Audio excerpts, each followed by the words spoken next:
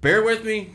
Tony here, Paul here. Chad's not here today. He's in Florida enjoying himself. So it's just us two today. We're going to go ahead and try to do the best we can with the stream. I am driving unassisted today, so we are going to see how everything goes. We're going to take a couple moments, get some folks in here, and then we are going to get started with what we got going on tonight. Well, we're live on YouTube. I just got an alert. Nice. So we got that part right.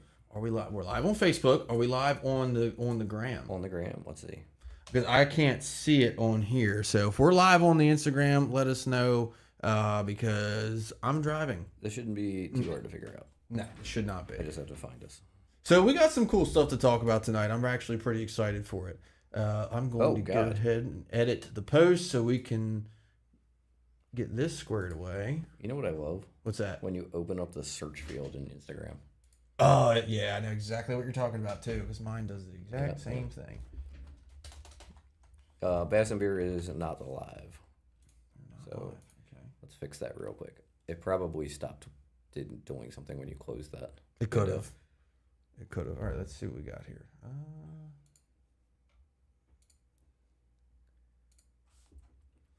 It's down there at the bottom. Just hit there. Yep. And public and next. And the string key probably changed, so copy that. We might. Same part as the recording video. Doesn't show us as live on Instagram. No, we're definitely not live. That sucks. I don't think we can connect it before going live. Yeah, because I did it right. I thought it said it was going live on Instagram. No, that's not what we. Whoops. This is the Facebook, so we're live on Facebook. Yeah. Multi-stream. That's just the chat. It would be in that. It's in that go live window. So I don't think we can open that. Okay. Yeah. Oh, I mean, we tried. Yeah, unfortunately. I don't know what I could have did wrong, but I guess I did something wrong. Well, like I said, you had to click that go live button. Like it says that right in the directions. What? Damn it. All right. It happens. All right. So whatever. So anyway, go ahead and play our intro.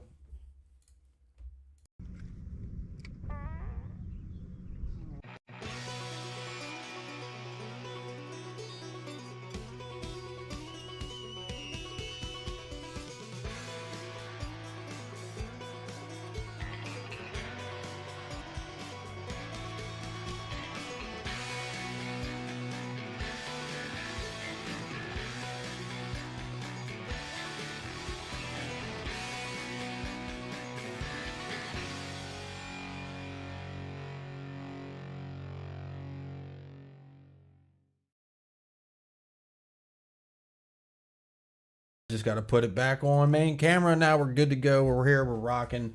We're gonna go ahead. I gotta like and share the post myself, actually.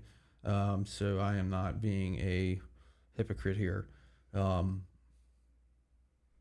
we at this current moment in time, we're still waiting for some folks to join us here. I mean, we have 5 views. What? Oh, it's probably. I wonder if it's on YouTube. At this current moment in time, we're still waiting Oh, for God. some Oh, folks dear. to join us here. My phone's about to do the exact same thing here in just a second. Come on, phone. You know what the problem is? I don't have a beer. That's the problem. Fridge. I got excited because I saw that somebody clicked on and we had a viewer, but it's actually me. And me. Nice, we got 2 viewers. Hell yeah. What All right. up? Let's go ahead and get this shared. Then we're going to go ahead and get into it. You know, part of this is probably because we didn't post that we were going live. That's also probably true. People probably didn't think we were going live tonight. It happens. It does happen. It does happen. All right. So we're going to go ahead and start kicking it off. I'm going to get on my own personal. Actually, I wonder if Chad is part of the Facebook group, the Ranger Bass Boat Owners group, because that's really all I need. Oh, I'm sure he is. Yup, here we go. All right. I got to find the post here because there's one guy that's got 2 or 3 posts about this, and it's pretty crazy. It's not that one. So what do we got going on tonight? We got a couple of good topics. We got some Ranger customer service issues. Oh, That's pretty an wild. Understatement. I hear gamblers making boats again. Gambler is making boats again. We're gonna talk a little bit about that. Probably do some tournament talk. Definitely. Got some tournaments going on. Not too much going on locally. A couple tournaments this weekend, but I think there's that. What's tomorrow? Chester County. There's Chester County tomorrow, and then Flats Trail on Sunday. Okay, cool. Very cool. Hey, thanks for the. There's a Flats Trail this week? Yeah. I didn't think there was one. I thought it was next week. No, it's this week because Frank's fishing 2 tournaments in a row. Oh, okay. Yeah, we're not fit. Me and Miles aren't fishing this one. Thanks for the like, Tyler. Appreciate you. All right, let's check this out. We're going to get this shared real quick on Chad's personal Facebook that he left me access to. It's a brave fellow there. Yeah, mute. All right, I hit mute, so we're good. Share. Damn it. Hit the wrong button. There we go. That's the right one. Chad's probably like, who's posting on my Facebook? Me. Oh my God, it didn't even type. Why are we so bad at this? It's a good question. Technology is not our strong point. It is not. Says the guy who works in IT. What is in this beer can? What is that? That's glass. How the fuck did that? It broke the top of the bottle off. Oh shit! You're right. It did. Wow. Okay. All right. So let's go back. Let's get back to the Ranger boats thing because I think that's actually pretty neat, and it's pretty bad as a matter of fact. Like it's really concerning when you look at what's going on. So hey, what's going on, guys? We finally got some folks joining us. Hey Dan, what's going on, man? So for those of you that are just joining us tonight, we got some boat news. We got I have seen a lot of issues from the Ranger Bass Boat fan page, quite a lot actually. So I am going to we're going to go through some of that here. Gambler has been bought out. We've talked about that a little bit. And we've also, I've seen today that they're actually planning on making boats again no later than 2027. Whoever that new owner is, I have no idea who's involved with it. I have no idea what it looks like, but we're going to talk about that. Skeeter has a new platform for 2025. It's not exactly like off the press new, but it is new. Kentucky Lake's popping off. I got a new favorite crankbait, so we're going to talk about a whole lot of stuff. So let's get into Let's get into this Ranger stuff. Unless you got something you want to start off with. No, we can start with the Ranger stuff. So there is a gentleman on the Ranger Bass Boat Owner group who has a Ranger who had a cracked transom. Mm-hmm. Pretty simple, right? I mean, it was from what I read, it was a manufacturing issue that caused it. He didn't hit anything. It wasn't caused by. What's up, Jim? Wasn't caused by anything that he did. From what I've read, again, we can only go by what the person's saying. But essentially, he is definitely getting the runaround from Ranger. So these are the pictures. So again, this is all pretty real. I mean, this is all pretty recent, right? So there's 2 big posts that the guy made in the Ranger Boats Owner group. So this one is June 2nd. The second one I think was either today or yesterday. But you can see here that we got some damage, and this is from the inside of the transom. Now, I will say that there are definitely some that one by the stringer was terrible. So there's some normal wear and tear that happens in this area of the boat, depending on how old it is and how much it's used. This is a 2-3-year-old boat. You should not be seeing this at all. Now, you shouldn't see that in a 20-year-old boat. Like a little bit of flaking like that, though. That's not flaking though. That's separation. Oh yeah, that is. But to see if the coating flakes all, that's different, right? Right. You're just gonna see fiberglass there. It's not gonna be broken fiberglass. Yeah, or separating fiberglass. Yeah, this is crazy. This is, and it's not a little crack. Like this is clearly structural. Like you have. Side note, I want to know what actually happened. Like this doesn't seem like to me, and I'm not saying that the guy is lying or anything like this, but I've never seen damage like this on a boat. Yeah, it's a newer Ranger. 2022 520R, Jeff. I've never seen damage like that on a boat that hasn't hit something.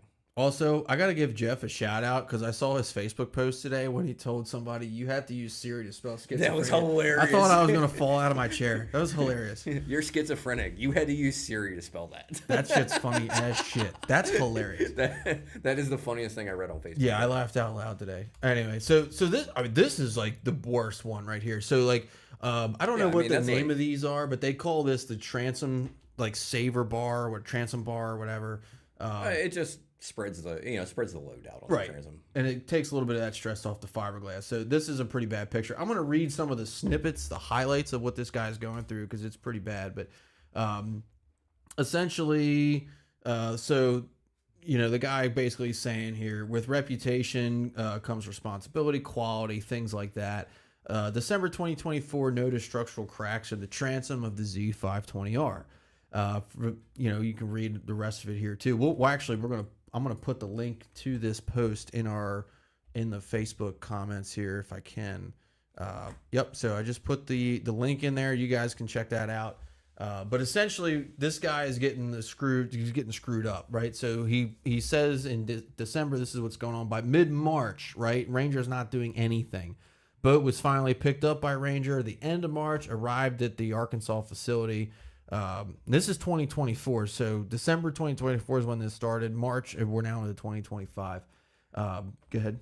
So yeah, this story sounds oddly familiar to our own Chad's experience with Ranger warranty. It sure does. Hey, folks, while we're getting ready to get rocking and rolling on this, if you're watching, please do us a favor, like and share. I know we didn't post that we were going live tonight, so we don't have a ton of people watching. So if you could like and share, that'd be great. Help us out. So finally, you know, we're in April 15th. So 4.5 months later, he gets a first written response from Ranger. Hey, your boat's repair is going to begin shortly. Oh, okay. Gee, thanks.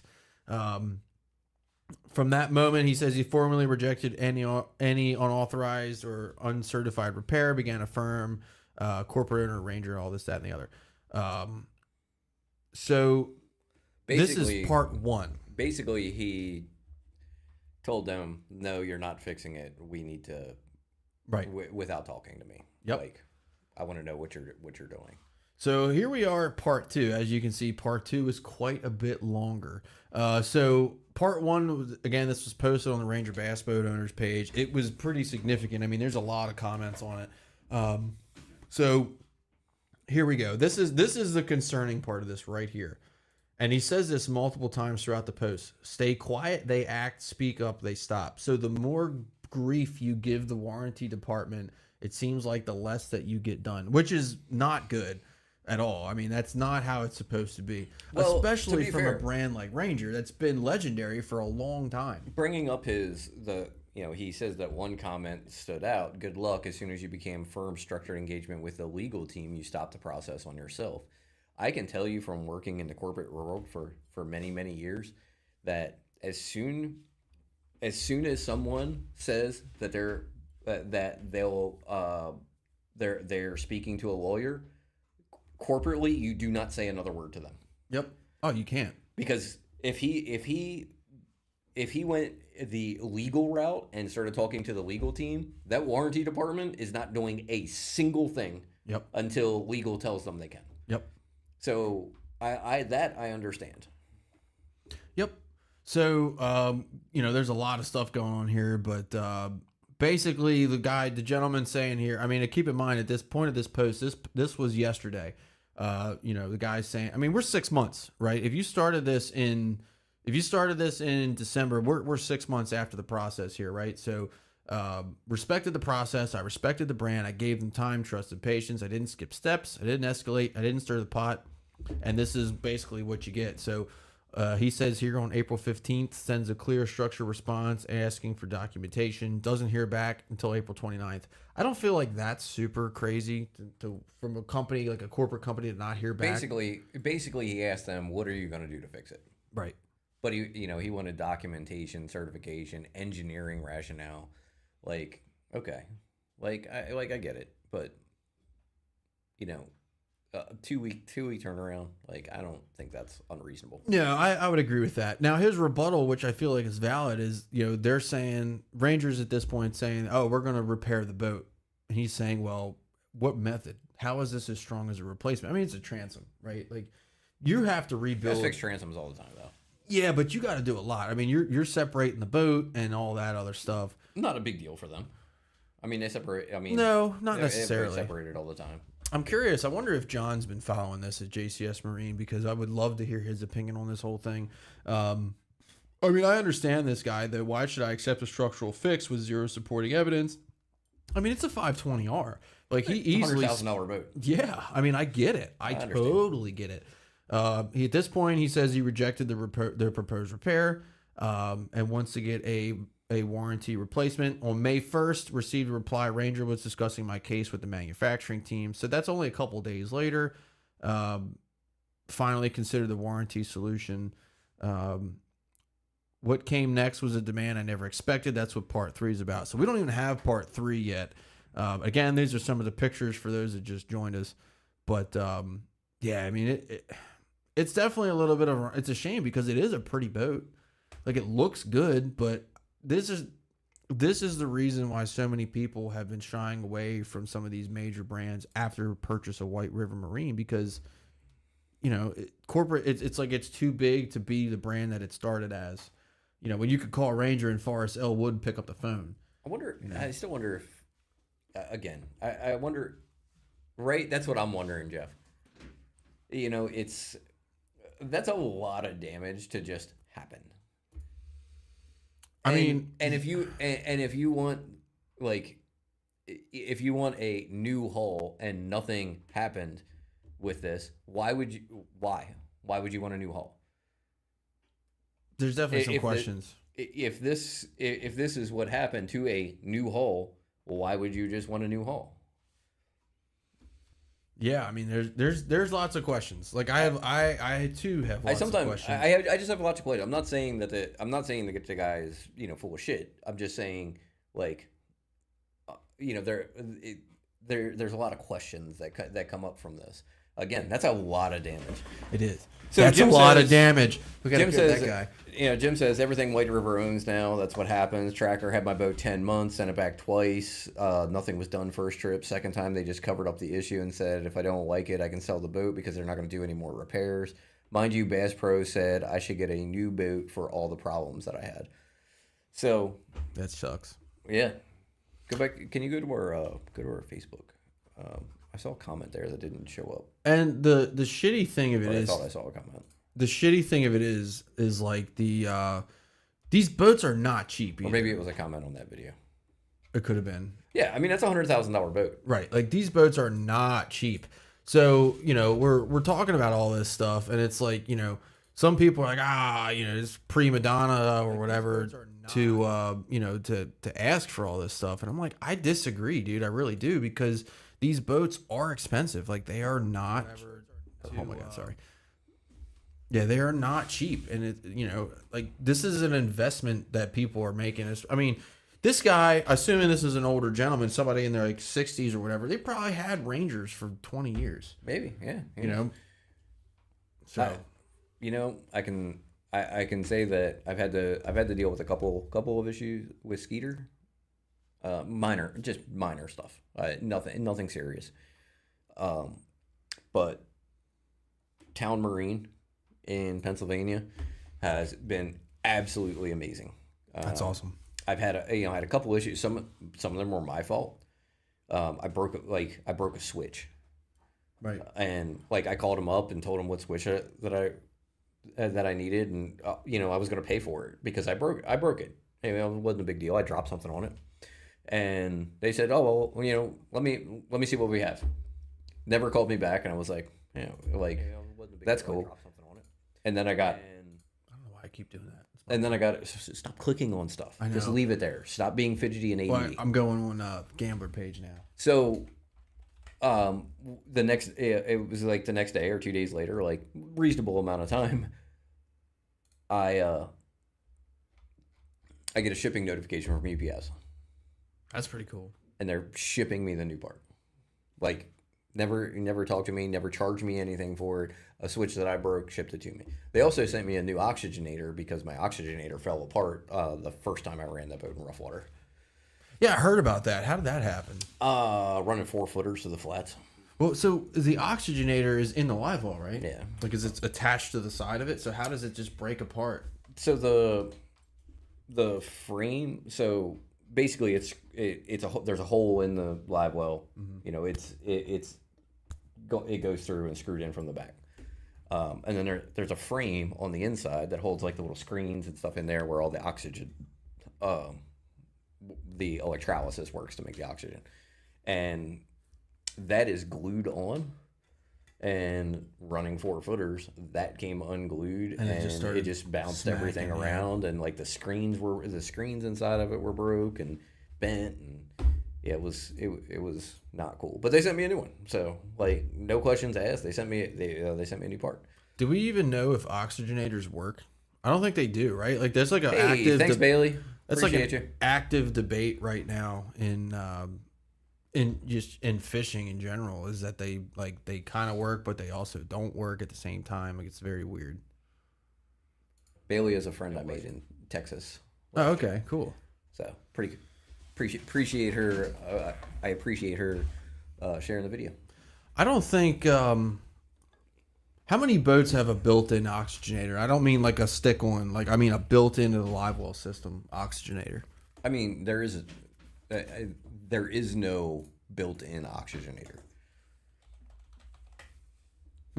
I've never had experience with one, so I have no idea what it is. So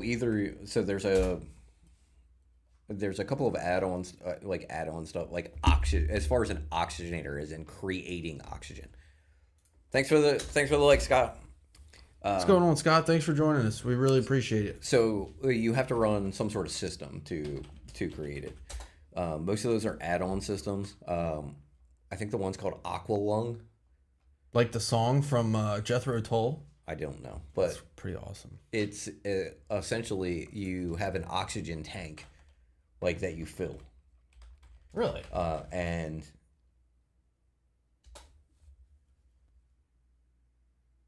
Ooh. oh, well, we can get into that. Is this ABA, right? Yeah. Yeah. So it's an oxygen tank that goes in your boat that actually pumps oxygen in. You have the oxygenator, which actually breaks down the water molecules. It's H2O, right? So it breaks it down into hydrogen and oxygen. So it creates oxygen from doing that. So through some sort of electrolysis process. And then you have your typical like recirculation systems, which are basically like a fish tank pump, where it either runs through I'm so good, where it runs through some sort of you can run it through like a stone, or you can run it through whatever. It's basically just water, spraying water into water to create oxygen. Some of them pull oxygen through a tube, or pull air through a tube. So like my Champion had that. So there was basically a piece of fish tank filter at the top of a PVC pipe that's stuck above the water level, and directly below that is where your recirc pump ran through. Okay. So it would pull air into the water. Okay. So That's pretty cool. There's a couple of different options that you have for that. But Cool. in general, you're just using the recirc, which isn't spraying the water, which creates oxygen, just like a natural effect, like a riffle does in a creek. Nice. What's going on, Andrew? So I think we're going to transition into our Hold next one. on. Sorry. Let's talk with Jim. Jim brought up something here. Oh yeah, that's right. That is a good comment. Yeah. So he let's must talk about have saw Slick Johnson's post from earlier today, or it was yesterday, I think. And the guy who won the national championship Yes, Joe. Chad is on vacation. He's in Florida. So the guy who won the ABA championship, as reported by Slick Johnson. Right, exactly, Jim. So, yes, that one. Is it this one right here? Yeah. Should we play it? No. You don't want to play it? Okay. No, we're good. Okay. So, as reported by Slick Johnson, he spoke to the person who won the boat certificate at the national championship on Murray, the ABA national championship on Murray. Got a boat certificate from Camus. Calls Camus. Camus has no idea what he's talking about. Oh, that would piss me off so much. Yeah, so that's I'd be so mad. that's the story. Oh, I'd be so I mad. also here. I'll give you one better. I got an email from the president of ABA the other day. I'm very curious now as to what it says. Let me see if I can. Let me find it real quick. And while we're talking about New York, well, we're not really talking about New York, but because ABA has actually ceased to exist in New York, I got a New York. Yeah, no tournament director. I got a big smallmouth picture from my buddies in New York that So, are willing to show you guys. To all ABA members, I want to take a, and I am not currently an ABA member. I fished ABA. I stopped fishing ABA 3 or 4 years ago because I didn't like the way it was run in Maryland. However, it says, message from Morris Sheehan. To all ABA members, I want to take a moment to address the recent issue regarding tournament payout checks and speak directly to you, not just as president and owner of American Bass Anglers, but as someone who has dedicated more than 25 years to serving the weekend angler. I'm deeply concerned about the issue and want to assure you that I'm taking full steps to make sure every affected member is made whole. It was never my intention, and I regret the inconvenience and the concern it caused. Corrective actions have already been implemented, and I'm working personally with affected members to resolve each matter. I also want to speak clearly about the future of American bass anglers remains strong, committed, and focused. The AFT National Championship will proceed as scheduled, and we still plan to award a new boat both to Angler of the Year and Champion. 2025 Top 150 Solo Championship and the 2026 Ray Scott Championship are fully supported. At the Ray Scott Championship, a new boat will again be awarded to the first place winner. It'll be that Ranger 520 with the cracked transom. Yeah, right. Couple tournament. So important updates. Effective immediately. This is wild. All ABA events, including AFT, Couples Series, Professional League, and Top 150 Solo, will pay out in cash at the ramp. Like, okay, does that mean like paper monies or Paper check? money. Paper money. So no more checks. Hold on, I'll get to it in a second. Okay. So due to current series structures, we are already operating at a 90% cash to ramp payback level. So apparently 90% of their tournaments are cash to ramp paybacks. And they do a lot of weekend, like team series type stuff, smaller tournaments. So probably counting a lot of those. Corrected the payout structure for that. Professional League rule changes. No pre-tournament meetings the night before. On-site registration will be from 3:30 to 5 a.m. Cash only. Okay, but like it's kind of smart though. Freedom passes will no longer be used. All previously purchased passes will be converted into 1-year membership extension. Online registration will close each Wednesday at 5 p.m. before the event, which that doesn't make any... So I guess you have to register online and then pay cash at the ramp. Okay, but I actually like that though, and I'll tell you why. Because if you're having money issues, if you go back to cash at the ramp, you are your own single point of failure at that point, right? Because let's pretend like ABA hasn't been spiraling dumpster fire in the Jeff, last do you know X amount of there time. was an ABA on the? I think there was an ABA on the Potomac recently. Do you happen to know how many boats were in that? It's probably like 4. But let's pretend like there wasn't a whatever. The bottom line is cash is king, right? So if I'm paying in an ABA and I'm paying check, Cash App, Zelle, whatever, and it bounces, well, that's now X amount of dollars that ABA said, oh, we're going to pay this out that they can't pay out. I'm not going to sit here and say that ABA is failing because people's checks are bouncing at a 90% or greater rate. But you can't, like, your payment option was limited to PayPal or credit card. Right. So like you can't bounce that payment. It's going to authorize it. well, I mean, your credit card could deny it though. I mean, that's a thing. Yeah, It's but not. then I'm not gonna say it's like all the if they time. deny but- it, like your registration just doesn't go through. Sure. Like you're gonna have to. They're gonna tell you like this didn't come through. It's not money that they can't pay out. It's I just agree. that's a person that they don't have in their tournament. The reason why I think cash is the best because it's a struggling organization right now, and they're going back to the basics, right? If you have a trusted individual who's taking the cash and putting it in a fucking treasure chest, lockbox, or whatever, It makes it difficult. it I does. But the money's not going to logistically- walk. It's not going to walk away. And if it does, there are 2 or 3 people who were involved that you could be like, "Hey, motherfucker, we lost $300. Like, what's going on?" The only problem with that is logistically, it makes it difficult for the people running the tournaments. I know just from running a small tournament series. Oh yeah.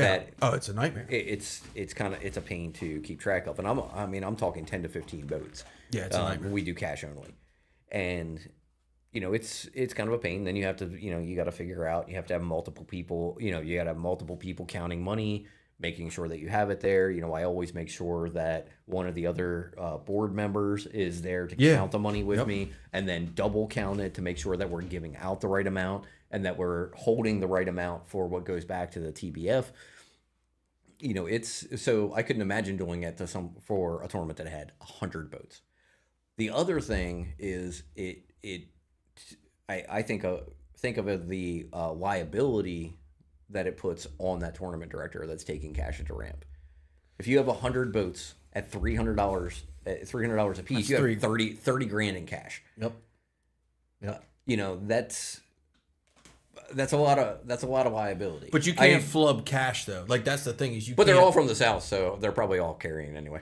Well, but that's my point is you can't if you start the tournament with 0 and everyone shows up with cash, you can't flub that, right? And like anybody that even I don't care if you're in Mississippi, you should be able to do fucking math that says if it's a 90% payout, whatever, then there should be $25,000 that are given out at the end of this tournament. Right, like if you have 100 boats, 30,000. If it's a 90% payback, it's you got 30, and cash doesn't bounce. You have $30,000, $27,000 gets paid back. That's good fucking math. You hear that? God damn. You want me to calculate like the payouts too? Like no, because now I feel retarded because I couldn't do it at depending on all. what their payout. It's easy. What's temper? Look, man, I didn't pay attention in high school. That's why I'm in the Army. What's 30% of 10? I don't fucking know. It's 3. Right. Okay. So multiply by 9. So you have 30. If you have $30,000, what's 10%? You just take one of the zeros off. It's $3,000. Ah, true. 10%. 10% easy. Math. I'm a math nerd. Sorry. I'm an Excel person. Excel does math. I'm also an Excel nerd too. Anyway, I actually like it. I think that with I think issues that they've had with the checks bouncing, like I think it's good to maintain, so that they maintain, what, or they try to maintain, some of their membership. I think or retain some of their membership and participation. Yeah. But.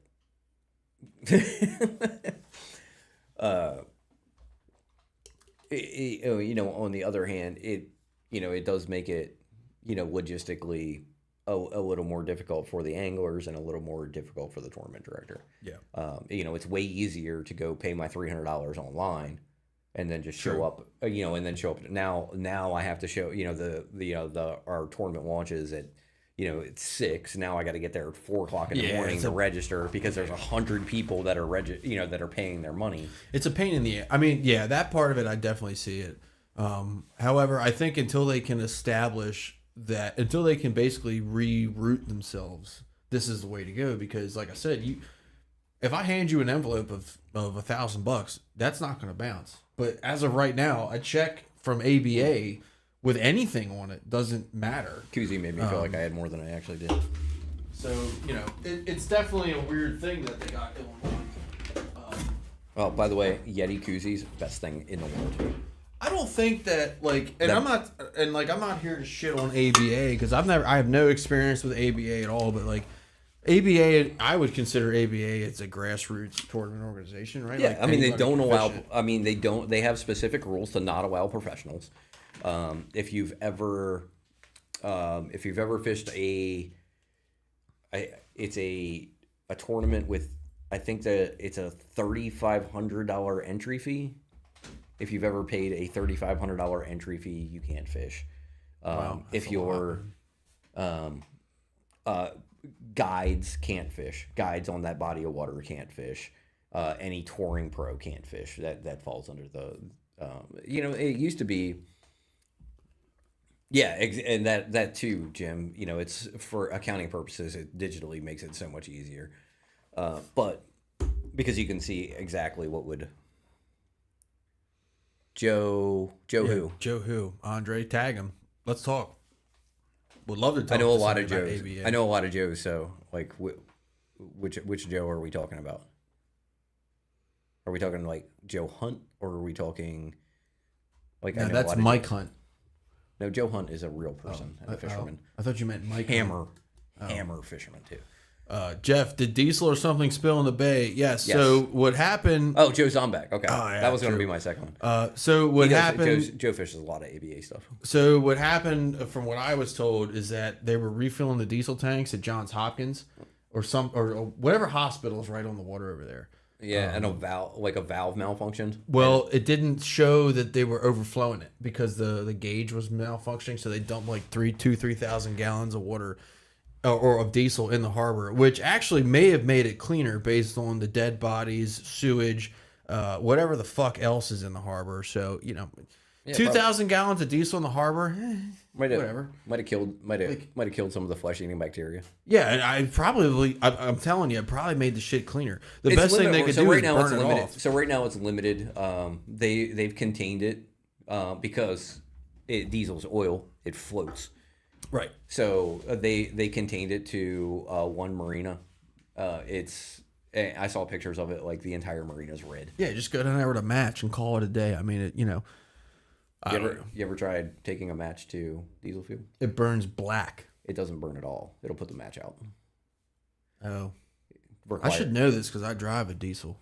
That's What's up, why- Mr. Ken? How you doing, man? Thanks for joining us. That's why you have in diesels you have compression and glow plugs. Compression's a great thing. So it takes a lot of heat to ignite diesel fuel. Don't even get me started on the whole truck escapade because I've been going down that rabbit hole again. So and it's really so frustrating. yeah, the ABA is in a tough spot, and I if it could get back to what it was 6 or 7 years ago, and I'm speaking solely on the Maryland ABA experience. I fished the Maryland division of the ABAs for a few years, had a little bit of success doing it, enjoyed fishing them, and then it really went downhill. It's like the management, I don't know if it was the tournament director or if it was like corporate ABA, but it seemed to like really go downhill. They stopped listening to the anglers. They started making all the tournaments on the Potomac. Yeah, that's true. Despite they had, but and that may have been a logistical issue with Anchor. Checks bouncing was a real thing. Go read some comments, Andre. It was a real.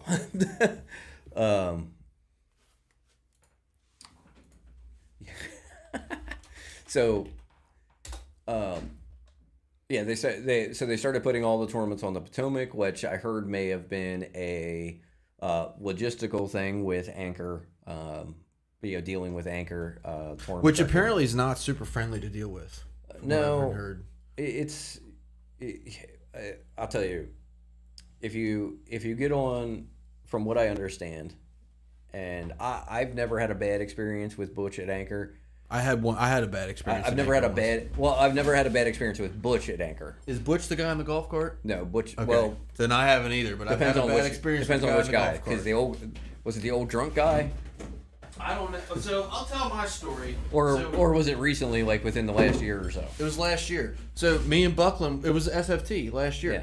Me and Buckland were fishing the tournament, right? And I'm pulling out, and like I'm literally pulling out, and the golf cart stops in front of my truck. I'm like, what the fuck, right? So the old man come up and he's like, I didn't pay your entry fee. I'm like, what the fuck are you talking about, dude? That was the first boat here. I absolutely paid. I can't see the envelope. I'm like, all right, so what do you want me to do? He's like, I want you to find your envelope. Too fucking easy. Give me the stack. He gives me a stack of like 70 envelopes. I mean, like, right. Because Giants. there's, a lot of boats launch there. Sure. So I'm calling in about 10 seconds. Here you go, asshole. Here it is. It's right fucking. I couldn't read that. How the fuck can you not read it?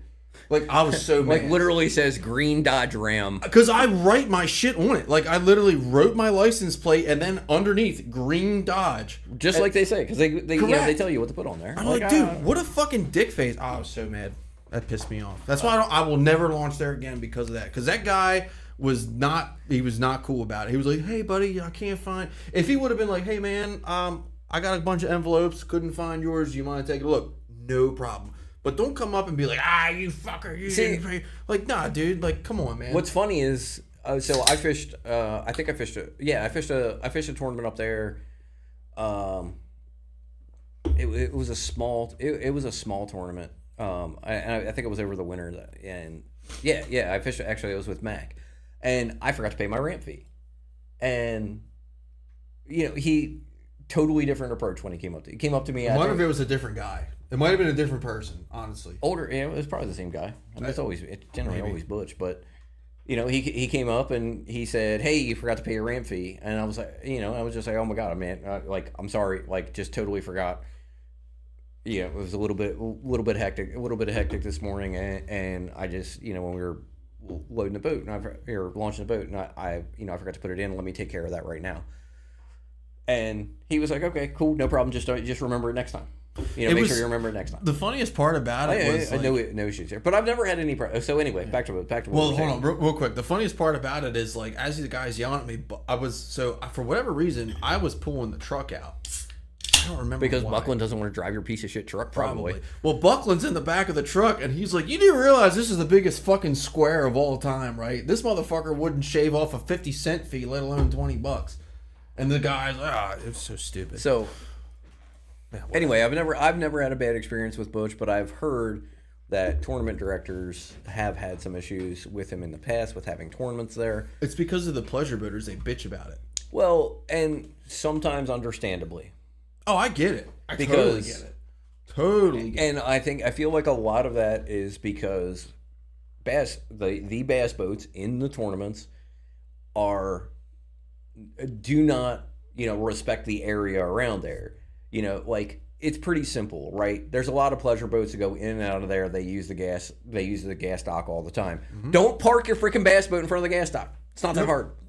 Leave it open. Don't go in there. Yep. That way the pleasure boaters can go in there, they can get their gas, and they can go out. They can pay their $7 a gallon. Don't sit there by the ramp and clog up the ramp, clog up where the boat lift is. Yep. Because it's in the same spot every fucking week. If everybody just used some common sense and respected each other, there's 4 massive floating docks that you can tie up to. And Butch is probably like he's probably just pissed off because he's got to hear all these people bitch all the time. Him making the ramp $20 a launch is probably just for it to be worth his time to listen to everybody else that pays him X amount of grand a year to keep their shit there. Do you know how much money he makes? Oh god, dude, it's probably disgusting. So think about it. It's probably disgusting. There were 168 boats in that SFT tournament. And times 2. Probably. Well, no, most people came together, right? That's that right there. So is $3,000. 168 boats, probably 100. Let's say 120 of them will launch there. That's $2,400 in that day. Call it $2,500. That's just one day. In one day. One day. There are minimum from May to say September. Minimum 50 boats that go out of there every day. Oh, I'm telling you, it's disgusting.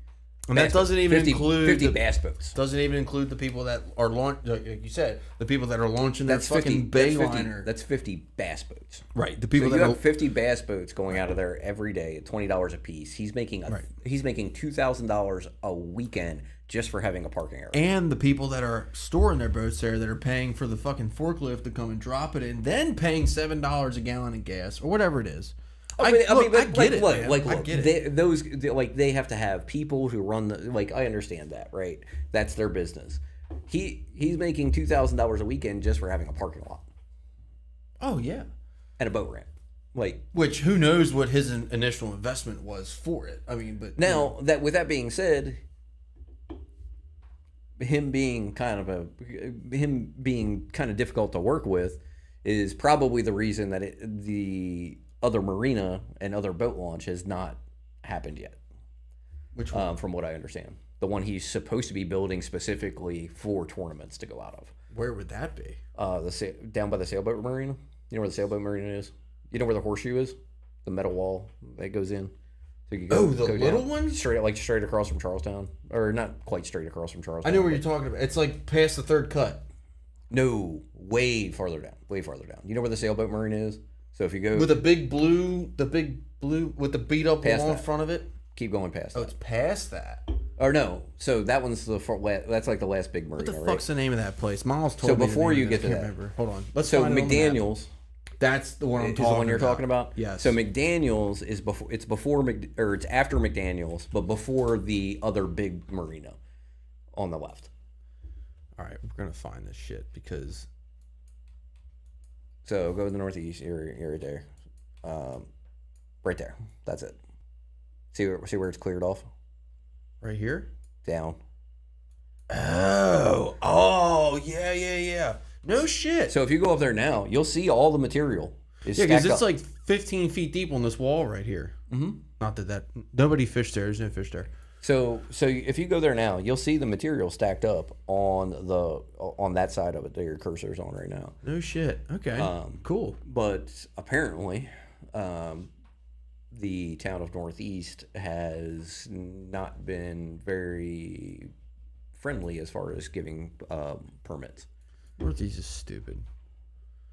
You were correct. It is directly across from Charlestown. You know, Charlestown's great. The only thing that sucks about Charlestown, well, that's Up from Charlestown. That's the only Charlestown, thing right? that sucks about Charlestown is you got to park like in Timbuktu to get over there. Yeah, it's right there. Down. Break. Go back up. Parking is right there. Yes, but it's like a lot further than you think. That's a quarter mile. Yeah, I've walked it many times. yeah, because when me and Miles, No, sorry, it's over there. Wrong. I was looking at the wrong street. Avalon parking lot. yeah, you're right. Yeah, but yeah, when me and Miles, So you launched, just walk down that street. yeah, me and Miles launched there, and like I'm sitting in the boat for like 15 minutes. And I'm like, dude, would you get lost? Like, what are you doing? So Andre Tidings also does not care. Tidings is very much. The guy that worked there was a real asshole too. Tidings is very much only concerned with the people who have slips there. And pleasure boaters that are going to purchase gas from them, purchase ice, and things like that. They did at least put a new electronic payment box there, which is nice. To the point that if you want to have a tournament at Tidings, it cannot be on any holiday weekend. That's not true because we've definitely done it before. Open like any Oh, like okay, I open gotcha. like you could show up there for like a small club tournament, but like we used to have our River Rats tournament used to be on Memorial Day weekend every year. Yeah, I've noticed that is that it's definitely been earlier in the last like 5 years. So we decided if we couldn't have it on Memorial Day weekend, we would have the first tournament of the year every year. Oh, that's pretty cool. I respect it. Makes sense.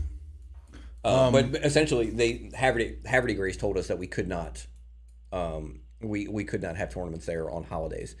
You have to submit dates to the city of Haverty Grace, for them to approve. Yeah, it's annoying. And it's generally pretty easy. The lady that we deal with is super nice. Beginning of the year, we just shoot her a message and say, hey, we want to have our tournament on this day in the spring and this day in the fall. Are those dates fine? And she checks to make sure that there's like the lady that we That's my fault. I keep clicking shit. My bad. I don't know why it's just open a new browser. True. Oh, you're a lot smarter than me. So she's super nice. We just send her the dates and she usually approves them. We know the general consensus for the rules, like no holiday weekends. The only thing that we miss sometimes is like if there's like an event there, if they have like a big event planned, like it was, like once a year they do like an art type thing, and those type of events we miss, but they're usually pretty easy. I'm gonna tie your hands to the chair. Who said good evening? Right. I can't read their name. David Sturm. Hey, David, how are you? I'm the lighting's weird. I apologize if I screw up your name. It is hold on, David Sturm Jr. Thanks for joining us, man. We appreciate it. So we're getting ready. We're coming up on the. We are coming up on the tactical fishing trivia question. I don't. I'm looking it up right now. Oh, did you have a? So my question, I'm trying to find. Oh, here it is. Just put speed. No, this is it. Don't watch the video. Here's about the video. Oh, I didn't think it was a video. Damn it. I knew. Okay, now I know what to find. Hold on.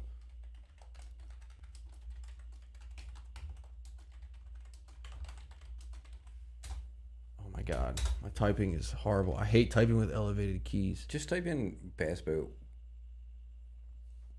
Oh, here we go. You're a terrible Googler. I know, dude. I'm not good at it. This is it. Oh, that was the 11-hour one. Oh. No, this is it. Yeah, that's the distance. That's the one. It's a covering a distance. That's also the same one. I want to say. I can't remember if it's that river or the Mississippi. It's the Tennessee River. It's definitely the Just Tennessee caught your River. first snakehead of 2025 up that way, 33 inches, 13 pounds. Cool. Heck yeah, man. Where are you originally from? And I apologize if I haven't seen your name before, but I don't recognize it. So if you're new here, welcome, man. We're happy to have you. Yeah, lots of snakeheads up here, man. I just can't ever catch them when I'm trying to catch them. What are you doing?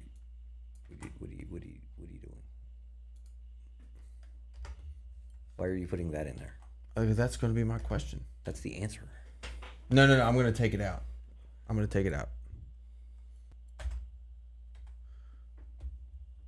Brand new. Yeah, trivia question should be how long before Chad gets married? How long Chad gets married? That's a good question. That is a and good sells his question. boat.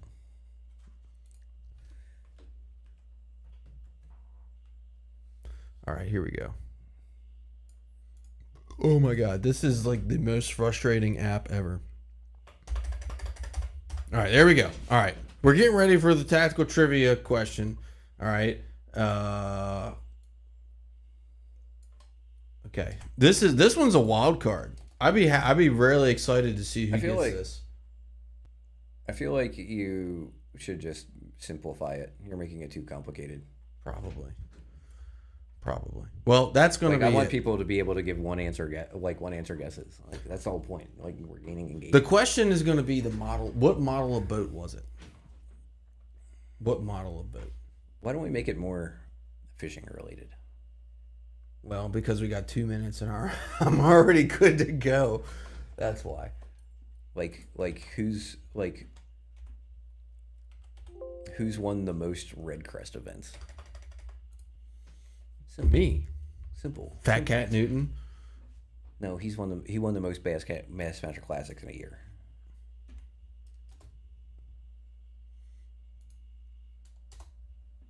I think I'm just gonna make an executive decision to stick with this just because we're already here. This is an oddball question, though. I'll be honest with you. So it's going live in 2 minutes, and here's it's gonna be tough for you guys to Google this one. That's kind of why I like it. No, they're not. They can just copy and paste it. Ah, damn it! Why'd you have to give them fucking ideas? Look, Andre already answered my question. All right, the tactical trivia is going to go live in 1 minute, so be ready. Don't get your Google fingers out yet unless you're ready to run. Let's get a good one out here. Maybe we'll do two. Maybe we'll do a bonus round. Let's get a good one here. All right, so Paul's going to find a good one because he doesn't like mine. So I'm going to ask mine for bragging rights. So this is the warm up. I have a good one. All right. actually, that I can think of off the top of my head. So this one's going to be the warm-up. Again, this is the warm-up. You don't win anything for this one except for bragging rights because Paul has a better question than mine. But this is the warm-up. Are you ready? Get, set, go. I hit the wrong button.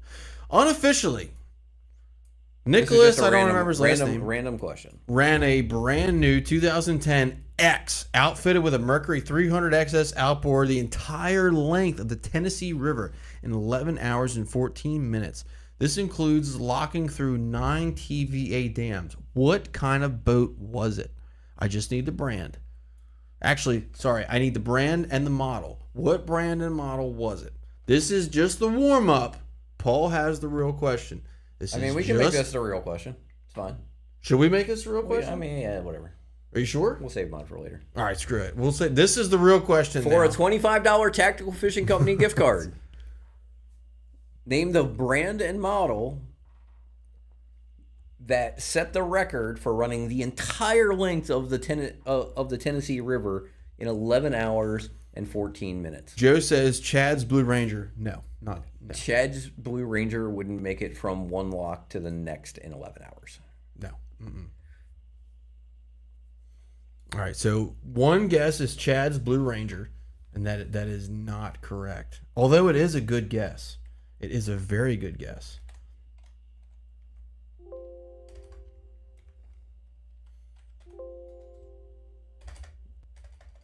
Coleman Pond Hopper. Another great guess, but that would actually still be floating down the river if that's what it... Rob's boat. No. We got some good guesses here. I like the guesses.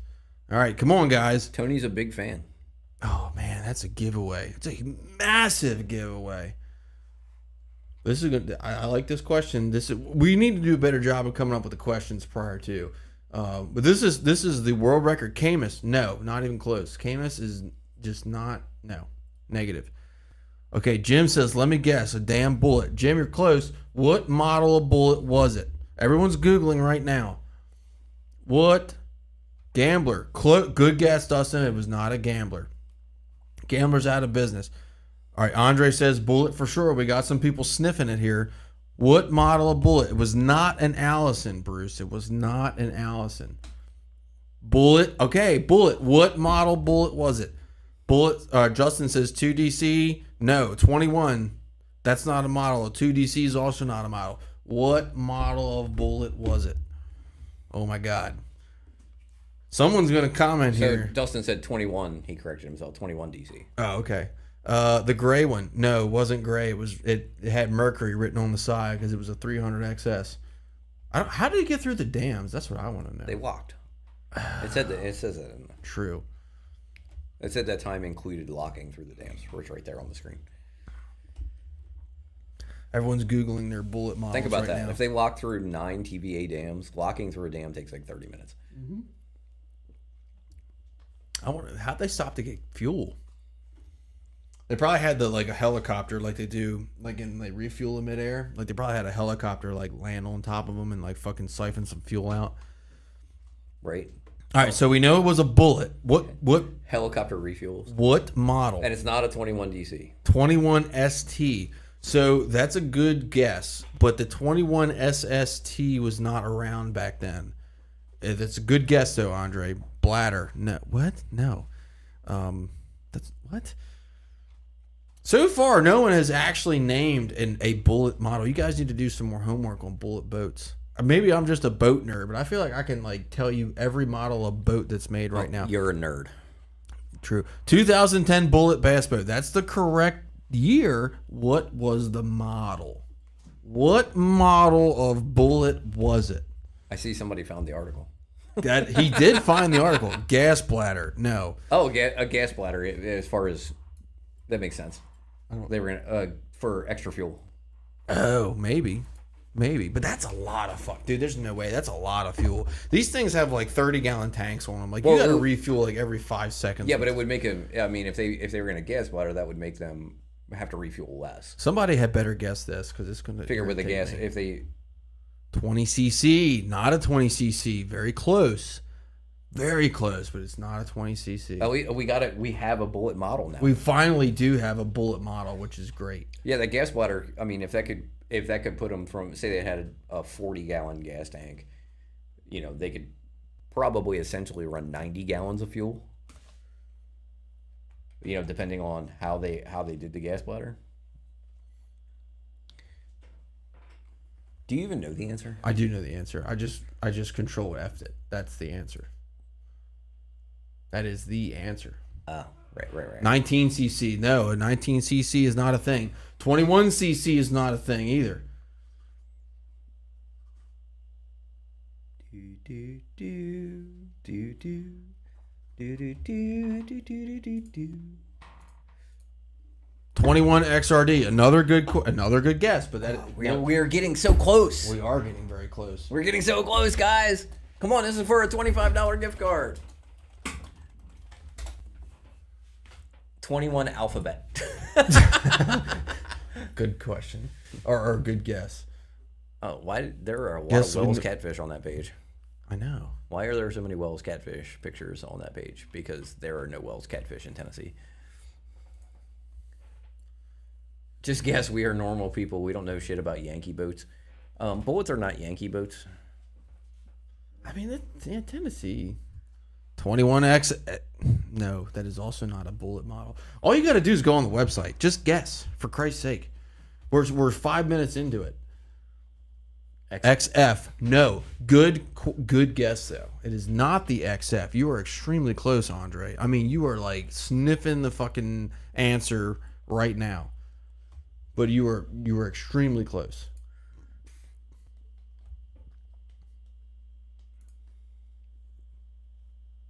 I'm on my phone. I can't. You can't Google on your phone? We need to teach you how to use that technology. No wonder you can't use your live scope. It's true. This Yeti beer koozie, best investment. XC. Oh my God. You guys are all disgustingly close, but no one has actually got there yet. This is one of the best investments I've ever made, by the way. What is that? That is a Yeti Yeti beer koozie? That's pretty awesome. That beer that I had, I opened before you got here, and my last drink of it was still ice cold. So he said they average 85 miles an hour. Wow. That's pretty crazy. Love you, Jim. Yeah, that's fast. That's rolling. No, he hates it. He hates his live scope. So I get why people are like struggling with this, because it's actually like kind of difficult to find the answer. Yeah, you did make it difficult to Google. I know what it is. I guess nobody really wants that $25 gift card. 21 XRS. That's we got another bullet model at least, right?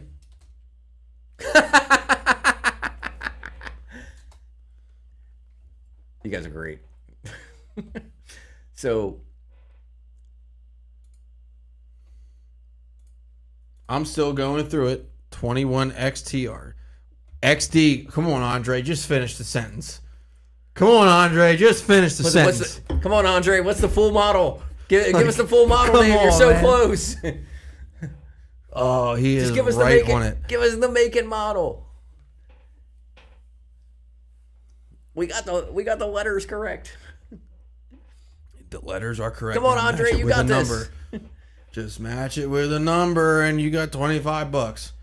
21 XDS. Incorrect. Negative. It is not a 21 XDS. Come on, Andre, you got this. There it is. Well, oh my God, he's so close. You missed it. Come on, man. Oh, he got it. And Andre wins the 21 XD. He 20 wins. XD. 20 XD. Sorry. Andre wins the tactical. Jesus Christ, I was like pulling teeth. Good job, Andre. You win the $25 tactical trivia gift card. That was a lot of work for $25. God, that was a little painful. You guys do some research. All right. So good job, Andre. We'll get you set up with tactical trivia here shortly. Andre, just shoot us a Facebook message with your email address, and I will shoot your email address over to Andrew with Tactical Fishing Company, who will send you a e-gift card in your email. Did the gentleman who won last week get his gift card? We got all that straightened out, right? I assume so. Okay, excellent. We haven't heard anything additional from him. We all need a drink. Yeah, right. Cool. Very good. Very good. Dustin Connell was easier. Says Connell was right. Cool. All right. Hey, so I try to keep mine fishing related because everybody knows about, pretty much everybody knows about pro fishing. We're at our 1 hour mark. I'm going to take a pee break real quick, and then we're going to get into some of the other stuff. So we got to talk about Gambler, we got to talk about Skeeter, and then we got to talk about Kentucky Lake. So give me like 15 seconds, and then I'll be right back. Check your text messages. What's that? Check your text messages. Who sent it? Probably me. Okay. Probably, or it was you. So coming up, we're going to talk a little bit about what a lot of boat manufacturers are doing, and they're releasing a like economy model of their boats. Economy is a very very loosely used term, but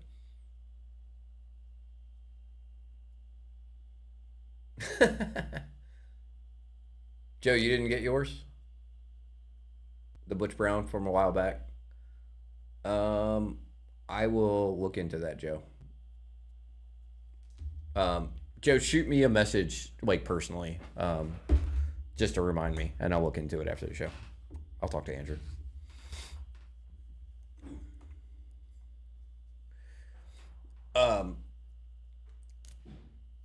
It should come from Tactical Fishing Company. So check it. Check your spam folder, just in case. I missed it. What's the discussion? Joe never received his. So. Oh, he didn't. Okay. No. So, and Smoke, you never got yours either. All right. I have your info. I'll talk to Andrew this weekend, just to verify. And see what happens. But make sure you check your spam folders just in case it went into there. And for the folks that didn't get it, thanks for bringing that up because we want to make sure you guys get what you earn. So yeah, I want to make sure you guys get those, and can go get some of Andrew's baits. He makes great soft plastic. So once you get some of those in your hands, cool. All right, so we're going to go ahead and did you check your text message? I did. Interesting, right? All right, so let's rock and roll. Hey, again, I know we're not going to belabor the point, but if you have won a $25 gift card and you haven't gotten it yet, please let us know. I know there's only two. The others definitely got it. Okay, that's good. I've talked to them already. So it's Smoke and Joe, and we need to make sure Andre gets his. Yep. So I'll look into Smoke and Joe's, and Dustin got his. He just hasn't used it yet. Good. All right. I forgot you got one, Dustin. I think you might have got the first one. All right, so here we go. Something I've seen today. So as I was saying, while you were in there, no, this is something that a lot of boat manufacturers have done over the last year is come out with like an quote unquote economy model. Yeah. Mm-hmm. You guys not doing the weekday nighter anymore? Show or tournament? So the Thursday nighters start on the 19th. So June 19th, and every Thursday after until whenever they decide they're done, those are happening. We actually did a show on Tuesday, fishing rods. Go back and check that out on our page. We just did our go-to fishing rods for me, Chad, Rob, and Paul. Yeah, Dan just got a bunch of frogs from Andrew. Dan won one of ours. Nice. As I was saying, a lot of manufacturers are creating like an economy model of their boats, or like an affordable model. Bass Cat did it this year with their 2025 models. I saw that, yep. Phoenix did it with their 2025 models. Vexus did it. Did Vexus do it? Vexus, I think, did the VLX 20. It's like a 60 or 70 even. Yeah, Vexus did one Icon. too. Icon. That's what I was thinking about. Icon. I'm sorry, I Vexus. misspoke. It was Icon. You're right. Yep. So, one of the ones that since I own a Skeeter, because I love my Skeeter. Skeeter this year, came out with kind of the lowest price for a 20-foot boat with a 250. That's a decent quality boat, and that's the ZXR 20 SE. And the ZXR 20 SE starts at $66,000. It's just kind of a bare bones boat. Like, so you don't have to get all. It comes with a 12. I think it still comes with a 12-inch at the console and a 9 at the front. Still comes with an All-Track. Still comes with an a All-Track. 250. Still comes with a 250. There's just some minor differences in the layout. The Tracker 215. Yeah, I mean, I've heard good things about them from people who have them, but who knows? It's a Tracker, right? So, standard features. So, updated front deck layout. I wonder if that's any different than the ZXR20. No. Maybe it's just a newer. Go to the layout. All right. That looks just like yours. Just like mine. It's identical, actually. Yep. It's the same thing I had on my Ranger. It's the same concept. Rod locker storage. I didn't have this little that day cooler storage thing. is money. Oh yeah. And then your it's if that's all you need, man, go for it. You know, right. nothing wrong with some John boat fishing. So I actually like this. I like that Skeeter did this a lot. I wonder if it comes with the dividers, like stuff like that in there. Like it looks like it does. I wonder if we have I'm pretty sure that it's just a ZXR with a couple of features that are missing. Like doesn't have poles. It doesn't have. It doesn't. I heard it doesn't have a live well pump out. So I looked at that too, but then I saw a bunch of comments that say it did. So I'm not sure. You know, so like I heard that story. Like I don't know if that's true or not. I'm pretty sure they just slapped the poles off of it and lowered the price. So the reason why so that you could buy a boat, because not especially like guys who fish like in the like Missouri area, when you're out like Lake of the Ozarks, stuff like that, like those people don't necessarily want poles, right? Because the average depth of the lake is the average depth of the lake is like 90 feet, right? Yeah. You know, you get 4 feet off the bank and it's 20 feet. Yep. So. It offers a more affordable version. It doesn't have all the bells and whistles. Still has an All-Track. So, it's there. What are you looking at now? This is the 21 SE. So similar thing. I think this is ultimately, without really getting into it, I think this is ultimately a good thing. Because like for example, right? If you're living in the Upper Bay area, is it a good thing? So go to it's 65 $9.99. Go to a ZXR 20. It's 76. So it's $10,000 more. These right here are 6. Pretty much. That's 6. 5. That's $5,000 right there. Yep. Scroll down to the features. The standard. It should show the standard features there. Up. You went too far. Oh, sorry. It's right there at the black box. Oh, yep. You're right. Yep. Sorry.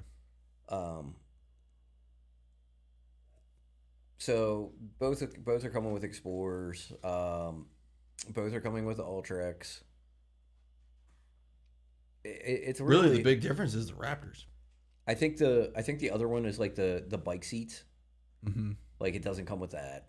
Like it comes in you have less color options. Yeah. So really, I mean, I see what you're saying, Joe. It's half of what I owe on my house. I see what you're saying now that you really price it out. I mean, and to be fair, like they're just offering the same boat without the poles and it is $10,000 cheaper. But you take the poles out, that's 5 right there. So where's that other 5 coming from? Maybe it's the Explorers. Maybe they both have Explorers, unless they're running 2 9s on. They may be running 2 9s. That's probably part of it. So go to the SE and just build the boat. 20, right? 20 SE. 20. Okay. Are they both 36 volt Dustin? Yes, they are. They're both both 112, which is weird. Why wouldn't they be the 115 Ultra or Quest? Because they're cheaper. The Quest only comes standard on the FXR. Really? Yeah. That's interesting. All right, so we're gonna build. It only comes standard. You can get it. Oh wow, you're right with the colors. Holy it's shit. 5 colors instead of 8. Damn. All right, so check out the colors. See what we got. Just click the different ones. It'll show it on there. That looks pretty good. It looks like yours. That's actually cooler than mine. That's a Ranger color. They shouldn't be allowed to sell that. That's been a Skeeter color forever. And Skeeter's older than Ranger. You're right, but it's still a Ranger color. All right, so the 250, yes. Okay, so obviously. we got 250 Jack plate. manual jack plate. That sucks. Single console, whatever, no problem. Cover, okay, it comes with a cover. That's cool. No, it does not come with cover. See how it says add $1,700. Oh shit, that sucks.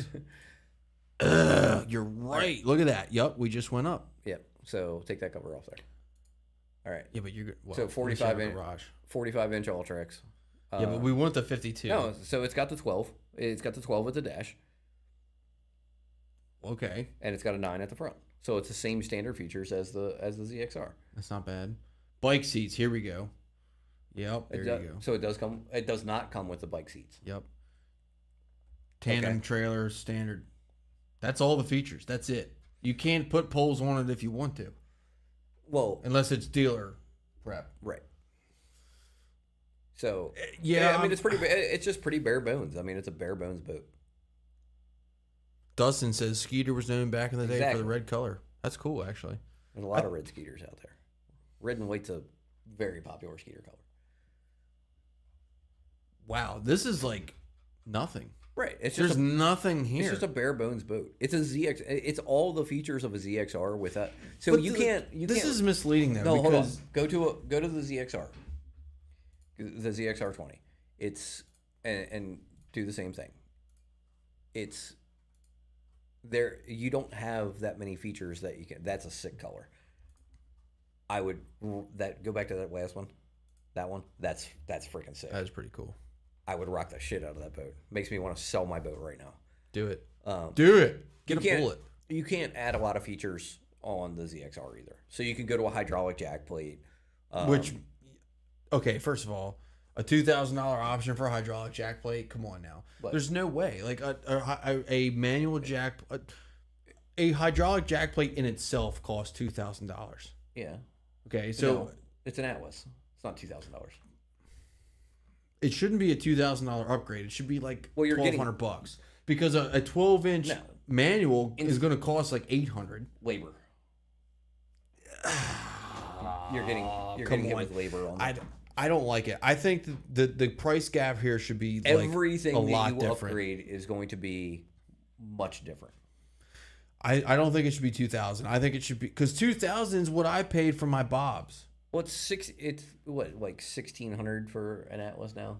But if it already comes with a manual, right, and that manual costs X amount of dollars, that price should be subtracted off the price of the hydraulic. In my opinion, you should be paying. You shouldn't be $2,000. It should be like $1,200 to $1,300. Maybe, but look at the price of units if you swap out units. I don't think that you can on here, but if you swap out, Oh, that's the console. Dual Sorry. custom cover, it doesn't, never. Okay, so you can get the Quest here. See, like this makes sense. This makes sense, right? Like it's a $500 option to go from the Quest to from the Ultrex to the Quest, which is about what it costs. Yeah, it cost me more than that to go to from that sucks. It cost me way more than that to go from a Ultrex to a Quest when I upgraded. But that's about the price difference. If you're gonna buy them outright, it's about Although I didn't do it- $600. I didn't do it from the factory, so the Quest was already on the boat, so it was like dealer taken off. So okay, like I get it. My point It was is $800. So it was $800 for me to upgrade to the Quest after I got $900 in credit for my front unit. this makes sense though. Like it's roughly a $600-700 price increase to go from the regular Ultrex to the Quest. So this makes sense. This That does doesn't not make make sense. sense to me. To me, that doesn't make sense I don't understand how it doesn't because the Quest is because the Quest is like $1,500 more. I don't think so. I don't think it's that much more. If you're pricing brand new, the 112 versus the 115 Quest and identical shaft lengths, transducers, and all that shit, I don't think it's that because a regular Ultrex is still like 3. A Quest is like almost 4. Maybe I'm wrong though because last time I priced them out was when I bought mine in fucking when was that? December. All I right. could be wrong. A but 45-inch Ultrex. 112. Brand new. It doesn't matter. The price differences are between them. Between them are the same. Which is how much is it? Should be like $700-800. $700. Yeah, right. All right, so So this makes sense to me. But the jack, I can't get off this jack plate thing because a manual jack plate costs roughly $1,000. A hydraulic jack No, plate. it's a slide. How much? A slide master jack plate's like $600. I don't think, but is it? Which is what comes on them. Okay, so even if it is, this should be $1,000 because if the Atlas is $1,600, this is not a $2,000 option. Like, there's no way because they're not putting a Bob's on it. If it's $600 and the Atlas is $1,600, this should be $1,000 option. You're paying the upgrade fee. But in this case, in my opinion, you're paying the upgrade fee plus $400. Now, again, yes, there are 76 bands on the screen, and I'm haggling over $400. That's how I am. Anyway, but that's just my opinion. All right, so standard, no upgradable options for the electronics. You get a 12 at the dash, 9 at the bow. Okay, seats. Bike seats are standard. Yes. Okay, so and that's it. Yeah. So there's not a lot of stuff that you can't upgrade a lot of stuff. They're pretty close. I mean, when you take the poles out, they're very close. Dude, I love that color. That color's sick. What other colors do they have this year? I haven't looked at the 2025s. I like this one. If you're a Ravens fan, this is the deal. Why? You know, why can't you just go in order? Sorry. That one looks just like yours. No, it's similar. Yours is more blue though. Mine's lighter. Mine's way lighter than that. That's more black and blue. Mine's light blue and blue. That's like Ron's. That's boring. Now Damn, Ron's just called it boring. Now Ron's is black and black and white with blue fleck. I don't like white on a bass boat. I just don't like not it. A fan. Oh yeah, that looks like Greg's boat. It does. That's pretty good though. I like that. I wish that if you could swap the red with the black, that'd be real good. We already looked at that one. That's all white. Have fun cleaning it. And well, I mean, the hull's black, so I like that.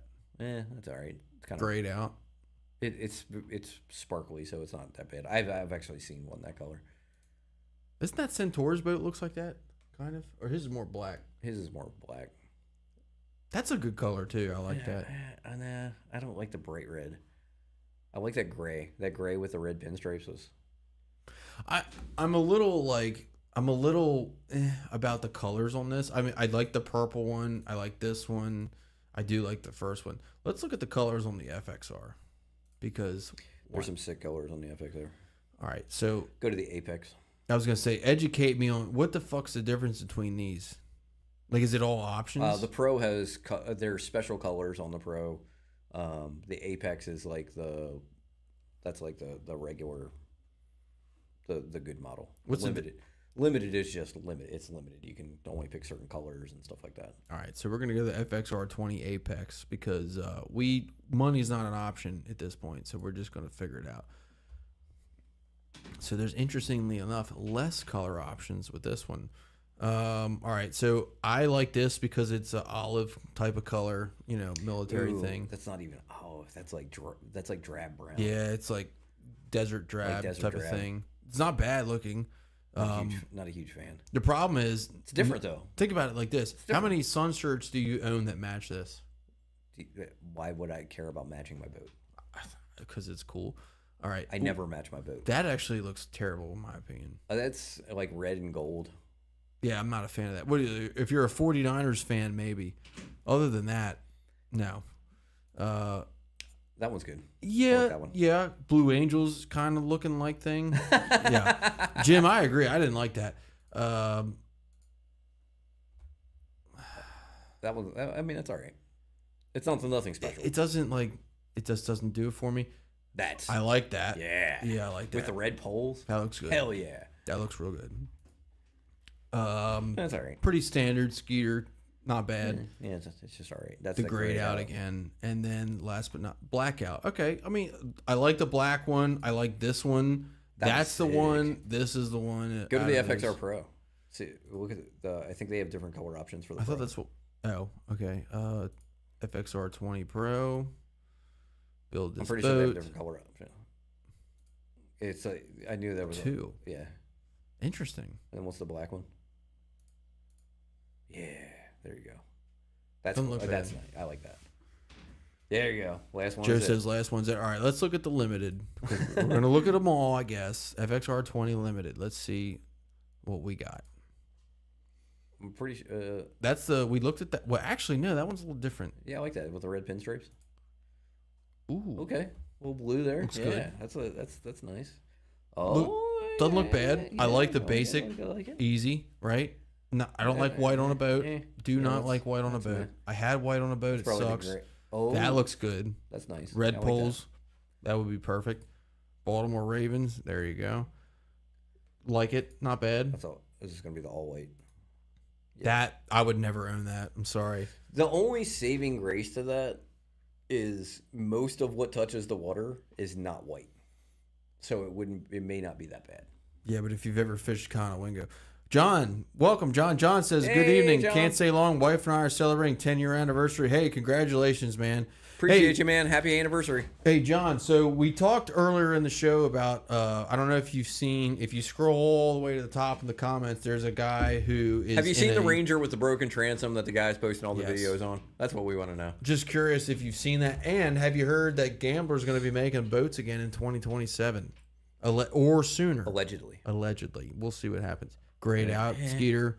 I mean, it doesn't look bad. Like, it looks good. It's easy to maintain, so I'm a fan.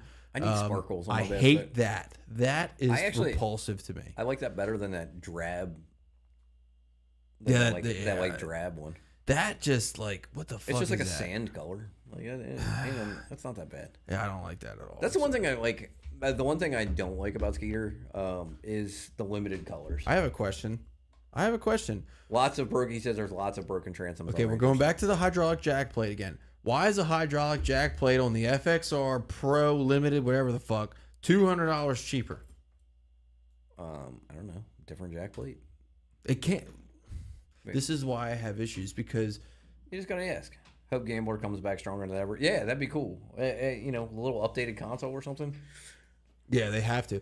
But like we just had this whole come to Jesus moment about how the manual to hydraulic jack plate should not be that much. Let me just throw this out there. They feel a little sorry for you because you're paying $110,000 for a boat. Yeah, maybe. That possible. Hey, Andy, what's going on, man? Andy, hey, how's it going? So we got Andy and John in the we were house. just poking around looking at some Skeeters.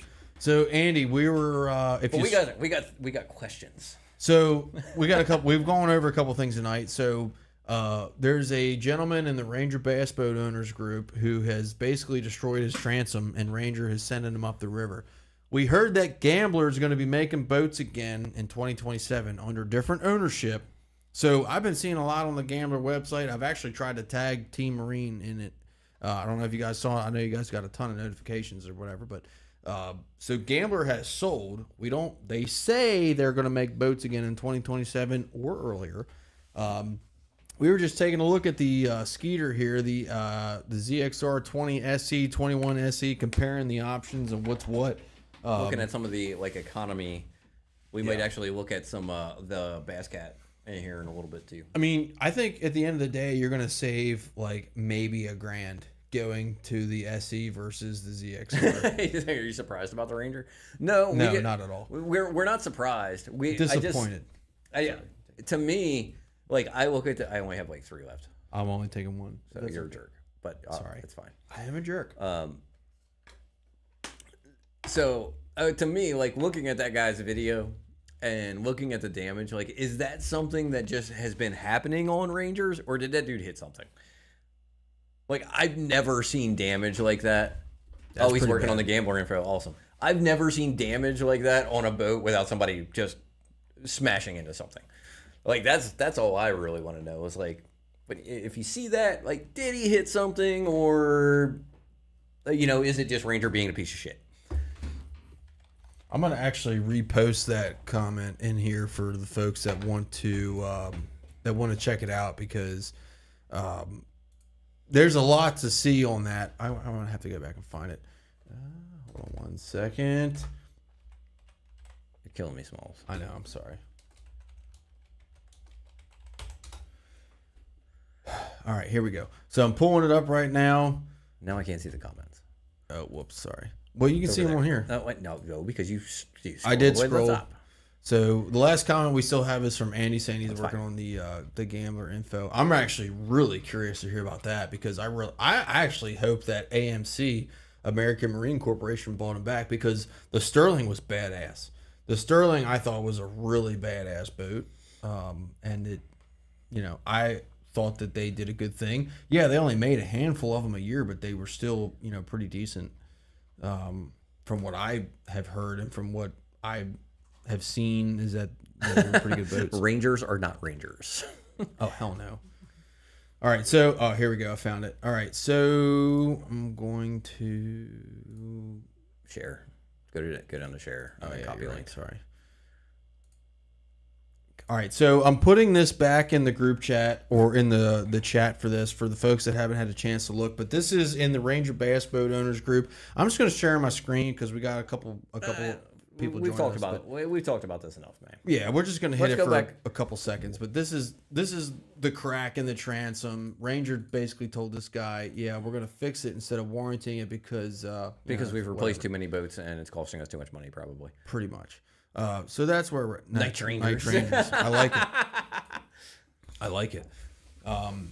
But yeah, so that's where we're at. Now, you wanted to look at Bass Cat. So on this trend of these manufacturers releasing these models that are less expensive than like their top end, you can get into a boat that's not $100,000. So if you go to the I think they have the Caracal special package. I believe that's it. I think you're right. Yep, I think I I'm remember right. that. No, that's not it because the new Caracal has 250 on it. Go back to the 225, models. It's they have a Puma. So go to the Puma. And so that's the STS. I remember what you're Go back talking to the about. models. There was It's a gotta be in here model. somewhere. Is it So Lynx? check the Advantage. Pantera 2. Go to what's the Vision? Bobcat, Pantera Classic. Bobcat seems like a pretty badass Premium? The Bobcats are a small boat. Let's just go check through the them. Ira. Maybe. They're notorious for not putting their prices on here, but there was one on here. I remember the one you're talking about. It was they're like not about the 70 grand. It's like 75. It was pretty decently Loaded. loaded Poles, out. like you could get like, hold on. You We're could gonna get have to find poles. You could get like your electronics of choice with forward-facing sonar, all in the package. John says the Cougar's probably the best deal out there right now. I give him. love it. I really like the Cougar. I give him credit. I actually think Icon came out with a newer model recently that was like in that low 70s price range. It was 80s. I thought it was in the 70s. It's in the 80s. Was it? Yeah. I gotta go back and look because I sent a screenshot of it in the group chat. I could have sworn it was in the 70s. We talked about it a little bit before on the show, but we were pretty impressed with Icon. Chad and I got a chance to crawl through it. It's the FTD SP. So there is. I'm looking at their website right now because I googled it, and it's 83.5.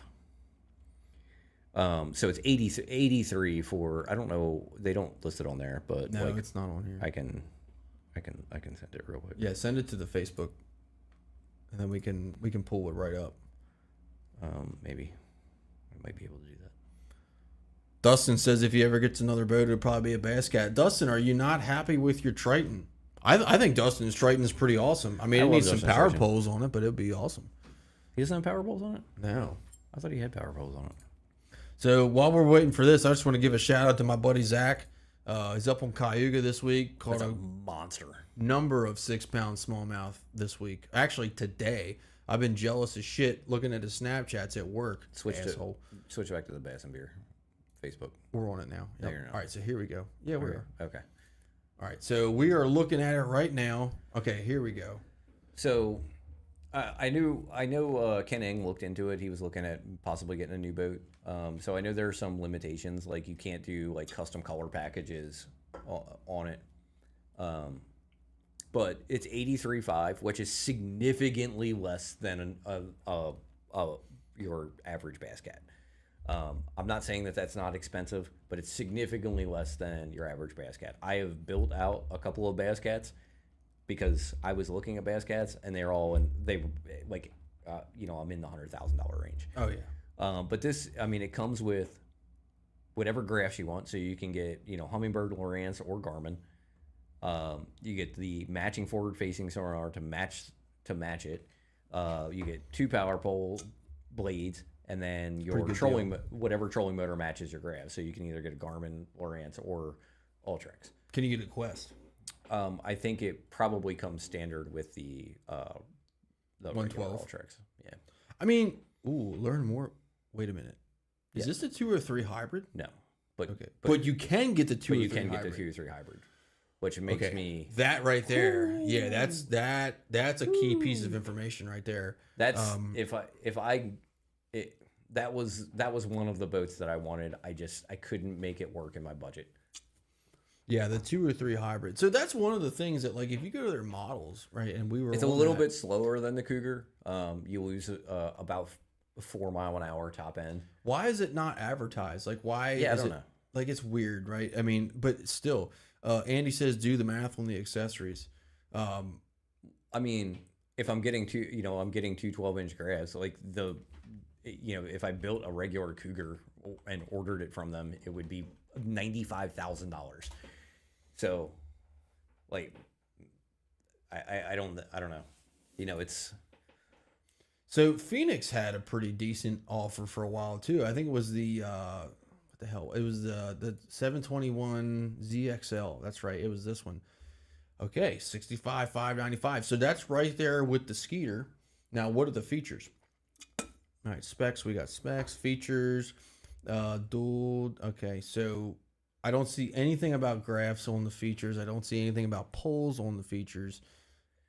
I mean, there's poles in the picture. What does that mean? I would have to. I mean, I would have to go back and look at the prices, Andy, on like a brand new bass cat. But I know when I bought my Skeeter last year, I couldn't touch being able to afford a bass cat. All right, here we go. So for essentially 10 grand more, like I would have made a 203 hybrid work. So now, because that was the only. I'm a champion lover through and through. So like that hybrid hull was definitely one of my things. So standard feature Lowrance Eagle 7 and at the bow. Who the hell wants that? Where does it even say that? Right above your cursor. Oh my God! Like, what are you gonna do with that? 10-inch manual jack plate. The best thing you can do is throw that at somebody who's fishing too close to you. So a 7 at the bow and a 7 at the console. Okay, yeah, that's great. Yeah, we can stare. That's probably got a paper graph on it. Like, for Christ's sake. For me, do they even still sell that? So here's they just came out with that. It's brand new. Oh, I'm sure it's great. So for me, like I guess the average person looking at it, if I didn't already want the 12 that my Skeeter came with, like I would have had him pull all the electronics off. Like, because it's cheaper to go buy the electronics. All right, so let's say we put the 212s on it. That's $6 grand. So you're 71. You still don't have poles. What was the standard feature? I'm sorry, Does it not have poles? No, it does not. Sure? Hold on, let me go back. All the pictures say poles. I know they do. Do we see power poles on here? I don't see anything that says power poles. Yeah, I don't see any power poles on there. Or Raptors. I think the Raptors are actually better than the poles, but who am I? I've love never my had Raptors. power poles. I've only had Raptors. I love the Raptors. Love my Raptors. I like my Raptors better than my Here we go. Minn Kota Fortrex 80. Fortrex 80. No spot lock. No nothing. Yeah. So I mean, the Fortrex is not a bad motor by any stretch, but it's. I mean, by the time you upgrade all the stuff that you want, you're at the price of 721 anyway. But I guess if somebody doesn't want or need all of that, and they just want a boat to go to just go out and go fishing, like like I want to buy a brand new boat, but I don't need the fancy electronics. Like I'm just gonna go flip a jig. I still think at that point, if you're getting a boat with no options just to go get it, you're gonna land right here. You're gonna land on nitro, and your shit's gonna break, and plastic's gonna be. Yeah, but I mean, you can get a 21-foot boat for $5 grand more. Right now, and it's made a hell of a lot better than that nitro. They don't even have the 20 Pro anymore. The Z20 Pro. It's all the ZXL, the Z20 XL Pro. Yeah. So can you even get a bare bones? All right. So 68. What are the standard features? Let's go. Let's take a look. Standard features are like a 200, probably, It's because terrible. Nitro sucks. 225. Well, no, 268,995 is with a 250. All right. So at least you But- get the 250 with it. You're getting a 9-inch Echo Map front, So you back. actually get more graphs than you get on the Phoenix. Yeah, but you're also buying a Nitro. Yeah, the trailer is gonna like completely fall apart. Andy, I give you all the credit in the world. Your trailer video was awesome. That was the perfect title. Why do all bass boat trailers suck? And I need to think watch you're that. completely right, because like having an odometer on there would be amazing, just so you could track like, oh, it's been 5,000 miles. I need to do X. I need to change my tires. I need to do whatever, because I need to do something. I need to do hubs. I need to do, Right. whatever preventive maintenance you need to do. galva shield Dustin frame. says 65K boat with 7-inch grass is retarded. I agree. Yeah, I agree with that 100%. I mean, my Skeeter was 69 with 1 graph. But you makes sense. carry graphs over. I mean, that's the other thing too, is a lot of guys are carrying graphs over, and maybe some poles and things like Well, that. it would have been the same price to have the 9 in the front too. So keep in mind, this is the ZXL 20 Pro. This is like their flagship 20 footer, and it still comes with not a lot. So like, I feel like these prices are like they look good, but they're a little misleading at the same time, because it's like, okay, oh wow, I can get into a 20-foot boat for 68, but doesn't really have what you would expect if you're going to fish serious tournaments. What you expect on a I mean, 20-foot boat. that's essentially the price that I paid for my Skeeter, and my Skeeter came with a 12-inch at the console and the poles and 8-foot Raptors, right. and a hydraulic jack plate. That's a big thing too. I mean, I fished in a number of nitros. So Andy said a great boat with no motor and a trailer. So boat and trailer should cost $60K because of the best materials and best labor. So $60K plus your motor puts you at $85. So Andy, I don't know if you've had a chance to check it out. We have a video on YouTube. We did a very long interview with the gentleman at Roughneck Boats. We got into all of it. We talked about all their models, the Tomcat, the Viper. I can't remember their other model. I can't remember their other model. The Renegade. That's what it was. Yeah. The Renegade. That If you are haven't fast seen as it, shit. would love for you to check it out. But we talked to Jurgen, we talked to Vincent up at Roughneck Boats. They had a lot to talk about. They're still in the infancy of getting those boats over here. We're actually working on getting them potentially to be available at one of our friends at I won't say who it is, because it might not happen. But we're working on that. It's a long process. I'm trying to quarterback that as best I can. Ranger back in '98 was new under. So, I will say, the price of boats from that time period. Andy said he talked to them years ago. They're good people. They are good people. I agree. Talking to my club president, but in 2001, bought a. What is it? A Javelin, right? That's what they were, right? Yeah. Javelin Renegade 20 or Renegade 19. It was a Renegade 19 with a 200 horsepower motor. I bought it brand new off the showroom floor. Randy said he was going to go to South Africa, but a thing called COVID stopped it. That would have been awesome. So anyway, Javelin Renegade. It was a 2000 or 2001. He bought it brand new, 200 horsepower motor. I want to say that was like 24 grand. So this is another Like the one. price of I mean, yeah, you get a lot more stuff on boats, but I don't get 50 grand worth of more stuff on boats. So this is one thing I've been working on, and I've started working on it this week. I've had a limited conversation with these fellas, but we're trying to bring this to you. This is a boat builder out of Florida / I don't know where. It's Zion Bass Boats. Can you turn it to English? So No, that I can can't. read it? Because I do not know Spanish. I don't know Spanish either, but it's a pretty decent looking boat. I've just started seeing them on social media. They're pretty new. I don't know where they're out of. All their stuff is in Scroll all the way Spanish. to the bottom. all the way to the very, very, very, very, very bottom. Looks like they ripped off the Icon logo, but kind of. I wish I could translate this, but I'm it trying to is. see if they had like a Yeah, if they to had, like, an translate. option down there. But it's Hit completely. accept cookies first, and then go all the way to the bottom because you were probably covering it up. Yeah, you were. You were covering up lots of stuff. Yeah, they don't have an English version on there. But this piqued my interest a little bit. I mean, yes, that looks extremely familiar. I have no idea what the price is. Wait, I have no idea what the build quality is. that's weird. What's that? I don't know. That's just weird. So, but these guys, like I said, I've just started seeing them. I reached out to them, hoping to hear back. I did get a little limited engagement with them so far. Andy says, ton of good boat builders out of the U.S. Smoke, believe it's Brazil. You are correct. They are made in Brazil. Yes, I did. Yep, I remember that because when I looked at their page on Instagram, it says they're out of Brazil.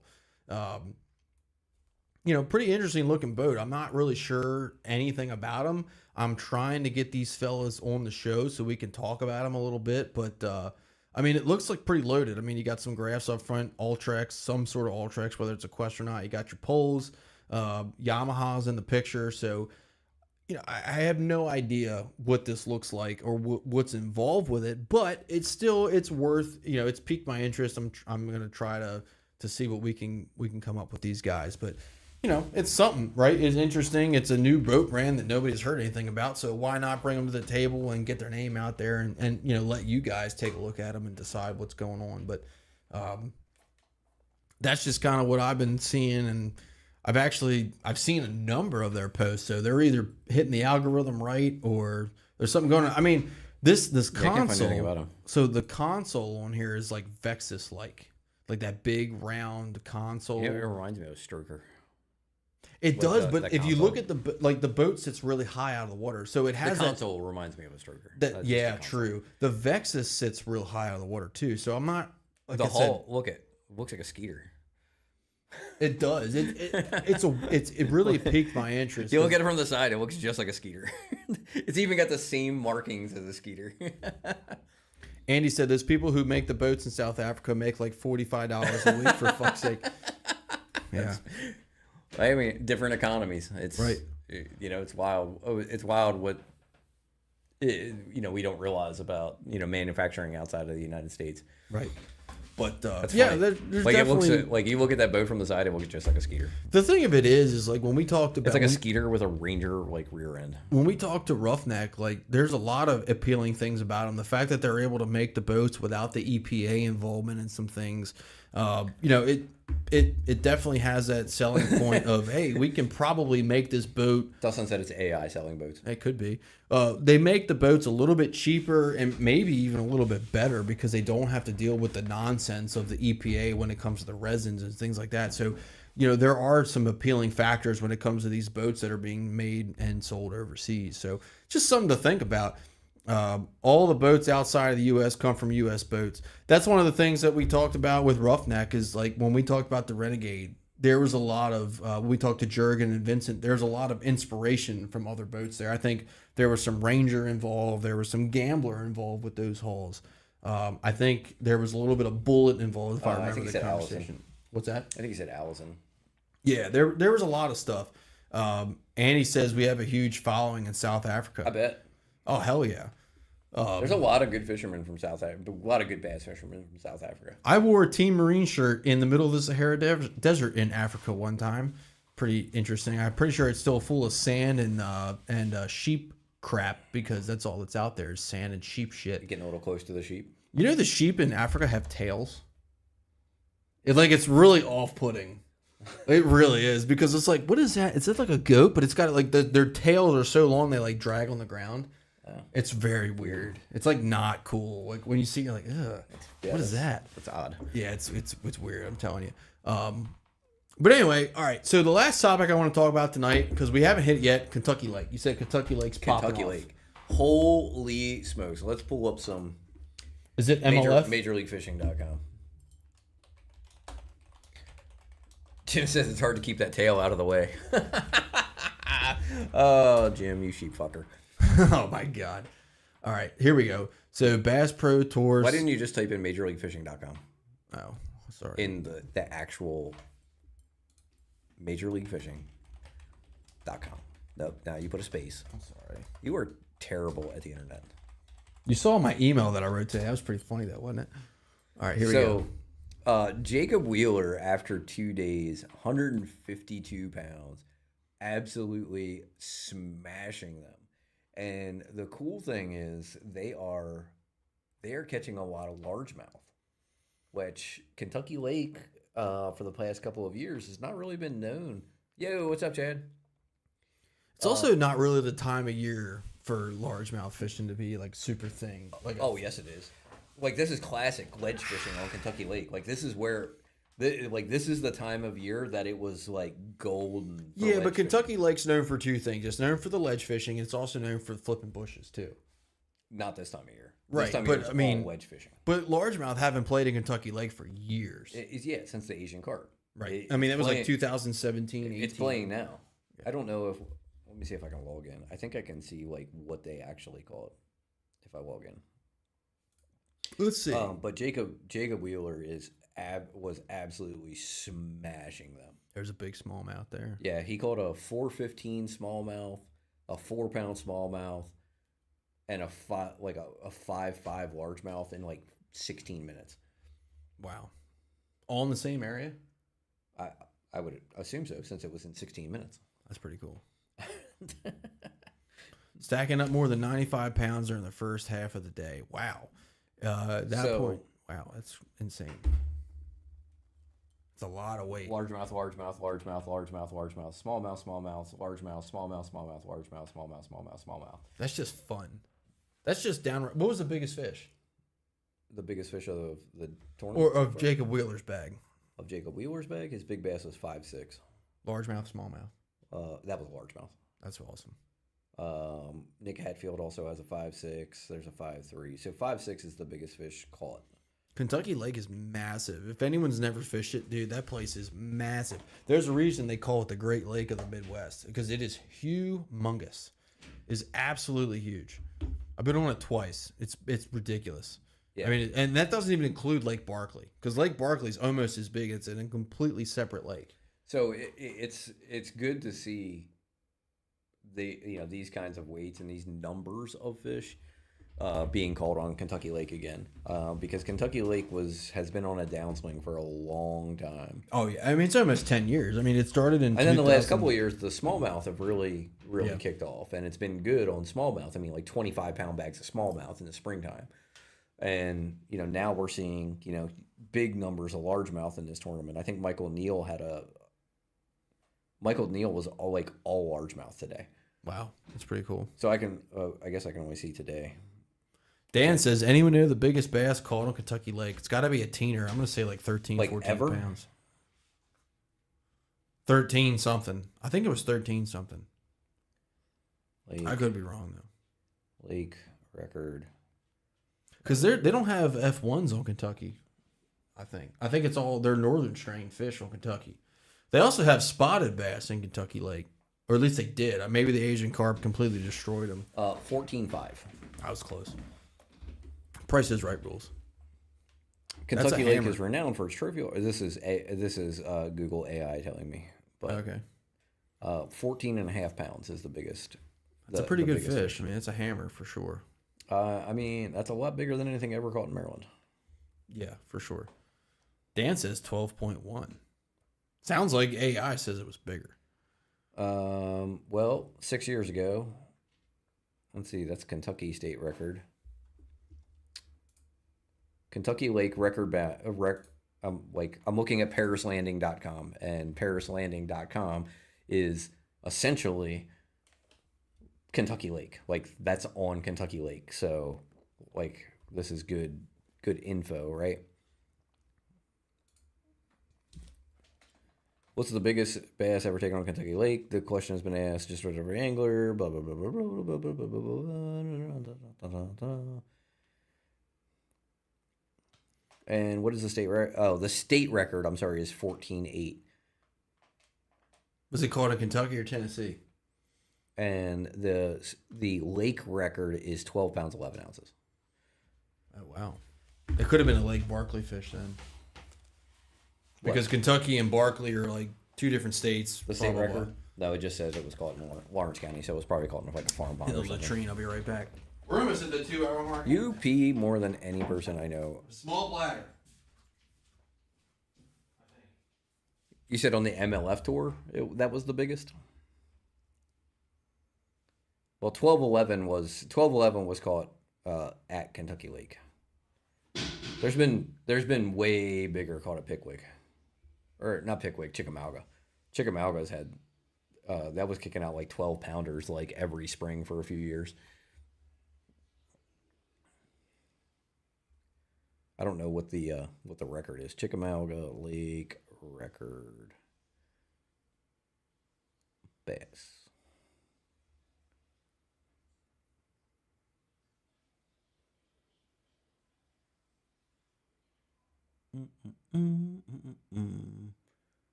So the Tennessee state record came out of Chickamauga, and it was 15 pounds 3 ounces.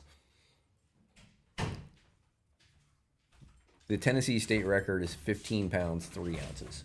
That wasn't Barkley or Kentucky. Chickamauga. Yeah, sounds about right. And they do have F1s.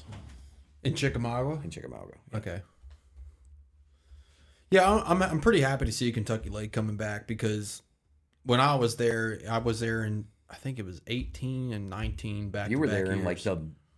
The heyday of the shit. The high point of the Asian carp. Yeah, it was horrible. Any point you stopped on, I mean, your graph was lit up with Asian carp. I mean, absolutely. I remember we would catch them, like we would literally catch them, snagging them on crankbaits, get them into the boat, and I would stab them about 15 times and throw them back out, and they would just swim right back down. No, I think they lived, because you'd never see dead ones floating. That's the crazy part. Like it would, and I know guys were catching them and killing them or whatever. It is cool to see Kentucky Lake coming back. One other thing I want to highlight here, just because it came up on our feed, is our boys at JCS Marine just did a really cool gambler build for Beast Coast fishing. If you've ever fished Beast Coast before, I mean, this is pretty awesome. This is I think Beast it's Coast actually jigs. Yeah, but I think this is an Intimidator. Or no, I'm sorry. It might be an Outlaw. I'm not really sure, because it's got a 200. Generally, the Intimidators ran a 225 or 250. So I'm not sure if this is a 19.3 Outlaw or what it is.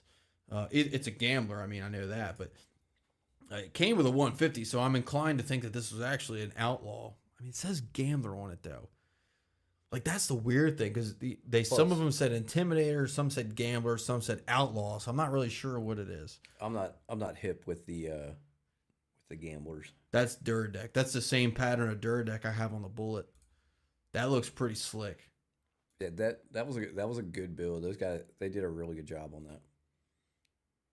I'm surprised they didn't do like a green trim package on the motor, but in the new facility, man, we've been there. Looks awesome. I'd like to get them to do Duradeck on the Skeeter.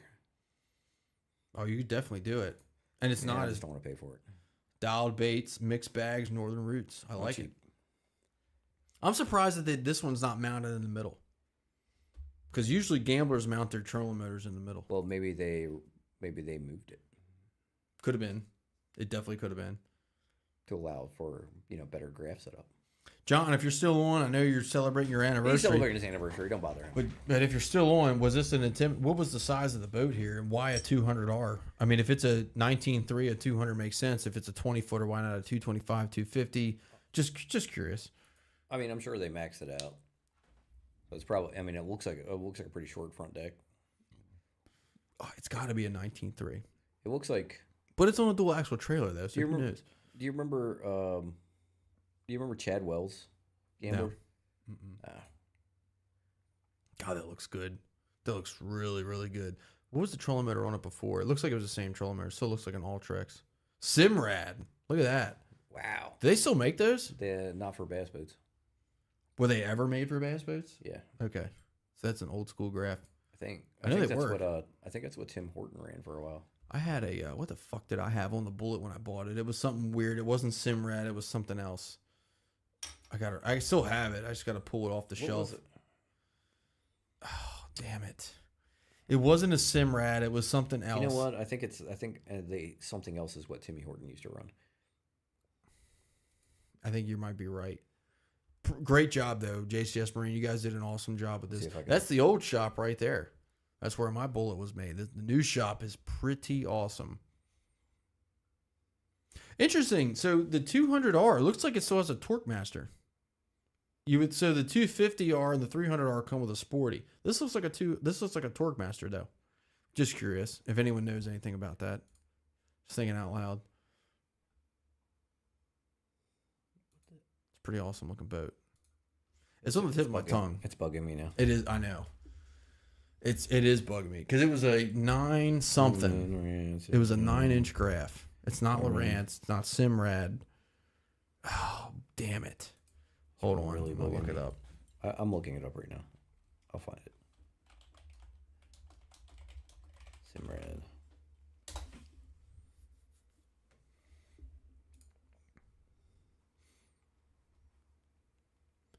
Oh, man. I can't remember what it was. It's going to kill me.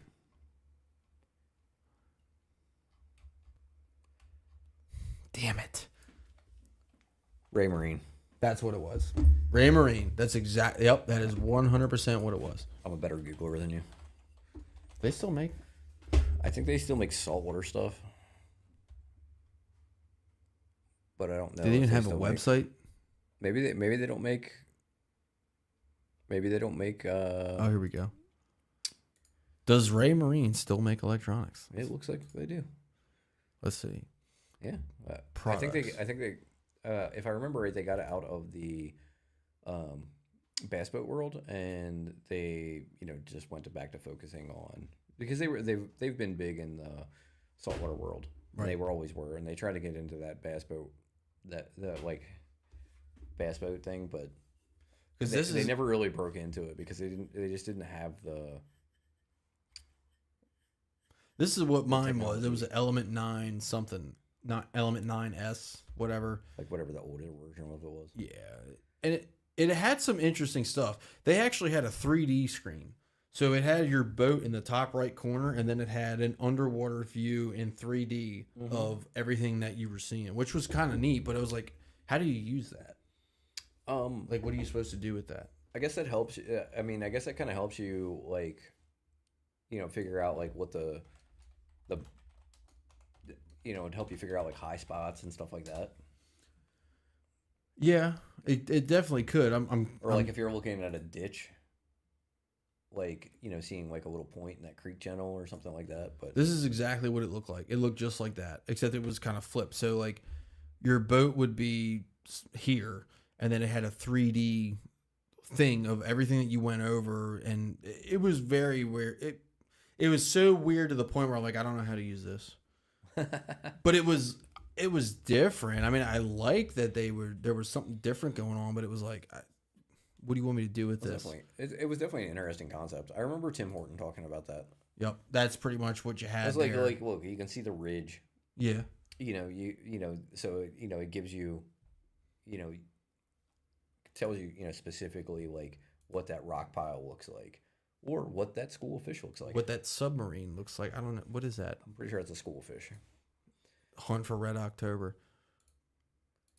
Yeah, it was a cool feature, but I'm like, you had to have something else going on here to really understand what you were looking at, because like looking at that, I'm like, what the fuck is that?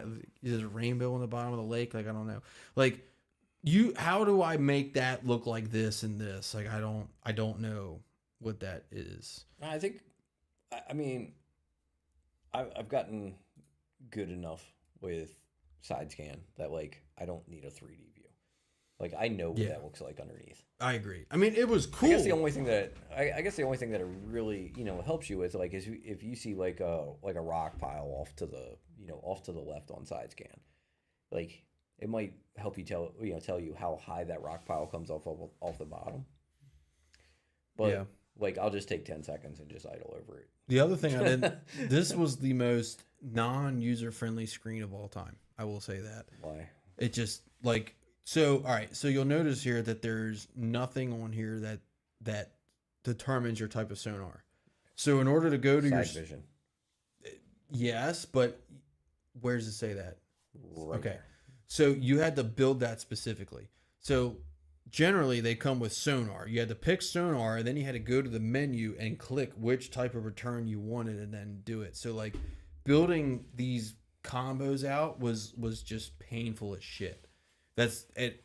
Because I when I originally got the bullet, I wanted to keep it because I was like, it's kind of cool. But then I was like, I fucked with it like 3 times. I was like, yeah, this is fucking horrible. I want to try the new. I really want to try the new hummingbird. Explore, or just The software in general. So either on the Gen 3 Solix or the Apex or the Explorer. It looks interesting to me. It looks like there's some cool features to it, and I would really like to try that out.